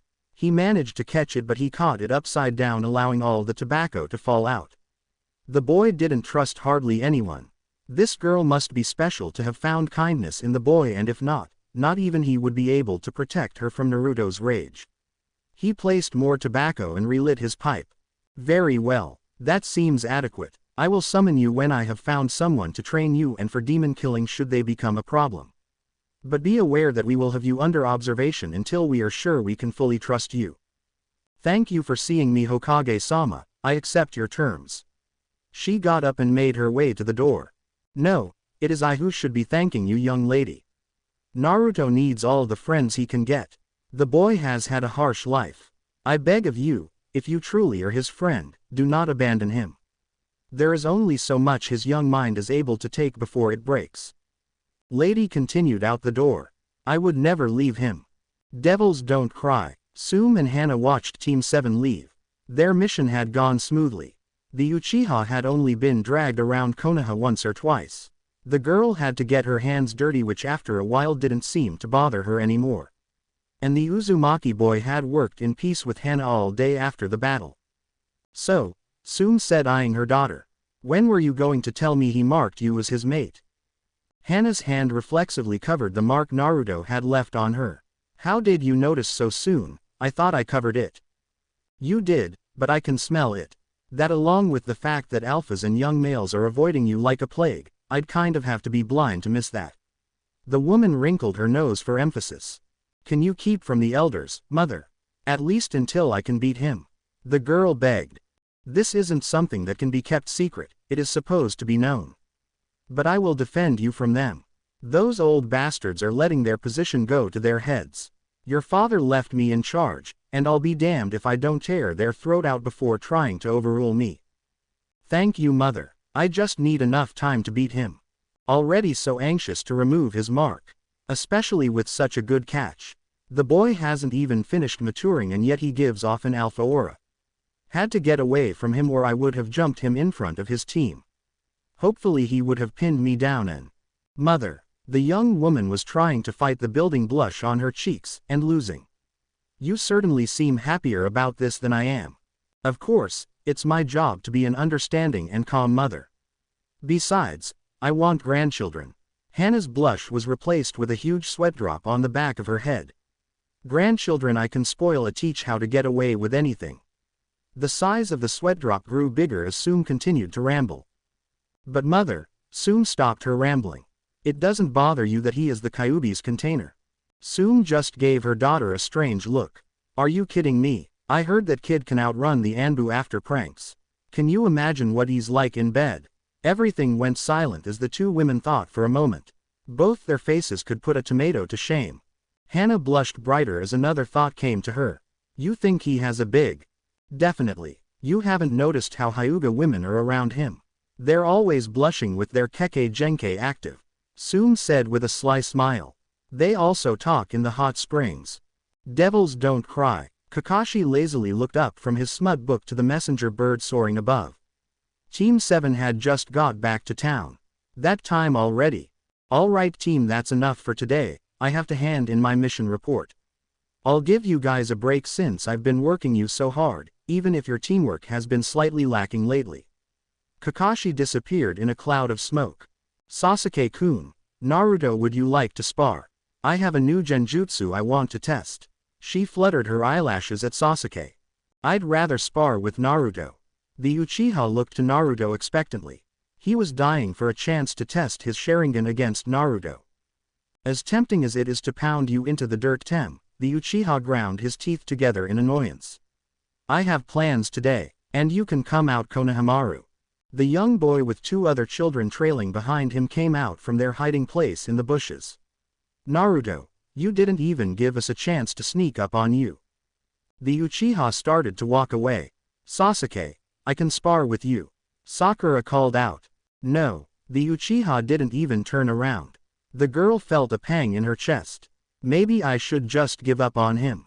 Who are your friends, Konohamaru? Sakura turned to see Naruto talking with the three children that just showed up. One boy with a long scarf, another boy with a runny nose, and a girl with a blush on her cheeks. This is Udon and Moegi, Konohamaru said, pointing to his friends. And together we are your rivals for the Hokage's seat. They struck an odd pose together. Okay, so you got help. Naruto said, bored. Yep, and since we outnumber you 3-1, we will surely defeat you in a game of ninja. Damn, I did promise you I'd play today, huh? Alright, you got 5 seconds. Naruto held out his hand, showing 5 fingers as he counted down. Quick, run. Konohamaru took of blasting around a corner with the other two trailing behind. Naruto calmly began walking after them. What kind of ninja plays ninja? Sakura asked, walking beside him. They're kids, Sakura. They're just trying to have fun while working on their skills. What are you doing playing ninja? You've become more serious about your training, but you still fawn over the tem when you could be practicing. Sakura held her head in shame at Naruto's harsh words. Ow, you brat, watch where you're going. As the two turned the corner, they saw a guy with paint on his face holding Konohamaru by his scarf. Cut it out, Kankuro, the blonde girl next to him said. The little shit hit me first, Tamari. He told his sister. Looking back at Konohamaru, he asked. Well, aren't you going to apologize? Hey Konohamaru, you're a ninja, aren't you? Start acting like one. Did you forget what I taught you already? Konohamaru glanced at Naruto to receive a small nod. Konohamaru's foot suddenly collided into Kankuro's chin. The blow was enough. It stunned the boy, loosening his grip, allowing Konohamaru to twist out of it and send another kick to the temple. You little Konoha brat, I'm going to kill you. By the time Kankuro recovered, Konohamaru had already ran behind Naruto along with Udon and Moegi. Yamato was drawn and pointing at Kankuro. Naruto had better things to do right now. You're wasting my time, you makeup wearing freak. Konohamaru beat you. Deal with it. If you still wanna pick on someone, try picking on me, tough guy. Oh wait, never mind, you're already dead if you move. What are you? Kankuro felt the point of a sword press into his back. He also became aware of the two blades crossing in front of his neck. Following the swords, he saw exact copies of Naruto wielding them. There was 3, one behind him and one on each side. But I would have noticed if he did something like this. Go ahead. Move, we dare you, the Naruto to his left said. The one to his right spoke next. You'll be dead before you can even think of moving. Lastly, what the one behind him said scared him the most. We even know about your toy, and it won't stop us from killing you. While the clones were talking, Kankuro had set up charka strings to distract them. But when he went to use them, he found all of them were severed. Tamari, noticing her brother's situation, moved to help him. She was stopped by 2 strong arms wrapping around her waist. She noticed that she had been disarmed of her fan as she was pulled into a defined body, causing her face to heat up. Her legs went weak when whoever had her blew on her ear. I don't like to fight women, especially hot women. Don't worry, I won't kill him, relax. Temari melted into him despite her mind screaming for her to get a hold of herself. Kankuro was desperately trying to find a way out of his plight. The Naruto to his left side and spoke up. Look, I'll make it simple for you, you're fucked. Even if you were able to get away from me and recover for an attack, I got backup in that tree over there. So just say a few simple words and I'll let you go and we can forget this whole thing ever happened. Turning his head carefully to avoid cutting his own neck on the blades, he saw Naruto was correct. Sasuke sat on the branch of a tree watching the show. Say what, exactly? Naruto smiled. Say you're a loser who wears his sister's makeup and picks on little kids. What? No, a rather forceful jab in his back reminded him of where he was. Grinding his teeth together in anger, he looked around for what must have been the 100th time. Hanging his head in shame, he mumbled something under his breath. What was that? I didn't quite hear you. Naruto said innocently.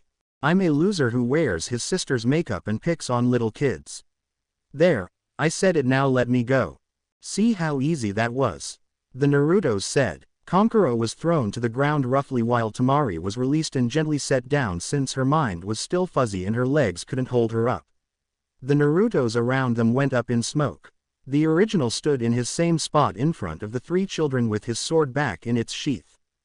You're quiet, that's for sure, but you need to work on hiding that bloodlust. Sakura, Sasuke, Kankuro, Temari and the kids behind Naruto's leg were all shocked to find a girl standing a few feet to Naruto's right. She was about Naruto's height with crimson hair fell to her shoulders and the kanji for love on the left side of her forehead. Her full figure was slightly hidden by the clothes she wore. She looked up to stare at Naruto with dull green eyes. She grasped her head in pain. Why does mother want your blood so badly? She cries out for your death. The girl managed to gasp out. She seemed to calm down, her pain passing. She was able to focus on Naruto. What is your name? Uzumaki Naruto, yours. She was about to answer when she grasped her head again. She mumbled something like, no, not now. Don't come out now. She froze before looking around frantically. Then looked up fearfully at Naruto. NYU? She asked curiously. NYU? Naruto asked. The girl's fear disappeared at the sound of her name. She walked closer to Naruto, looking into his eyes while her hand shyly cupped his face. Naruto's eyes flashed red for a moment before he crushed his instinct back down. Enough, Gaara. The new voice shocked Gaara, or NYU as she called herself, out of her daze. A man with the left side of his face covered by cloth stood between Kankuro and Temari, who had picked themselves off the ground to watch Gaara carefully. NYU looked between Naruto and the man, unsure of what to do. When the man reached into his pouch for something, NYU hung her head and walked to Temari, hiding behind the girl.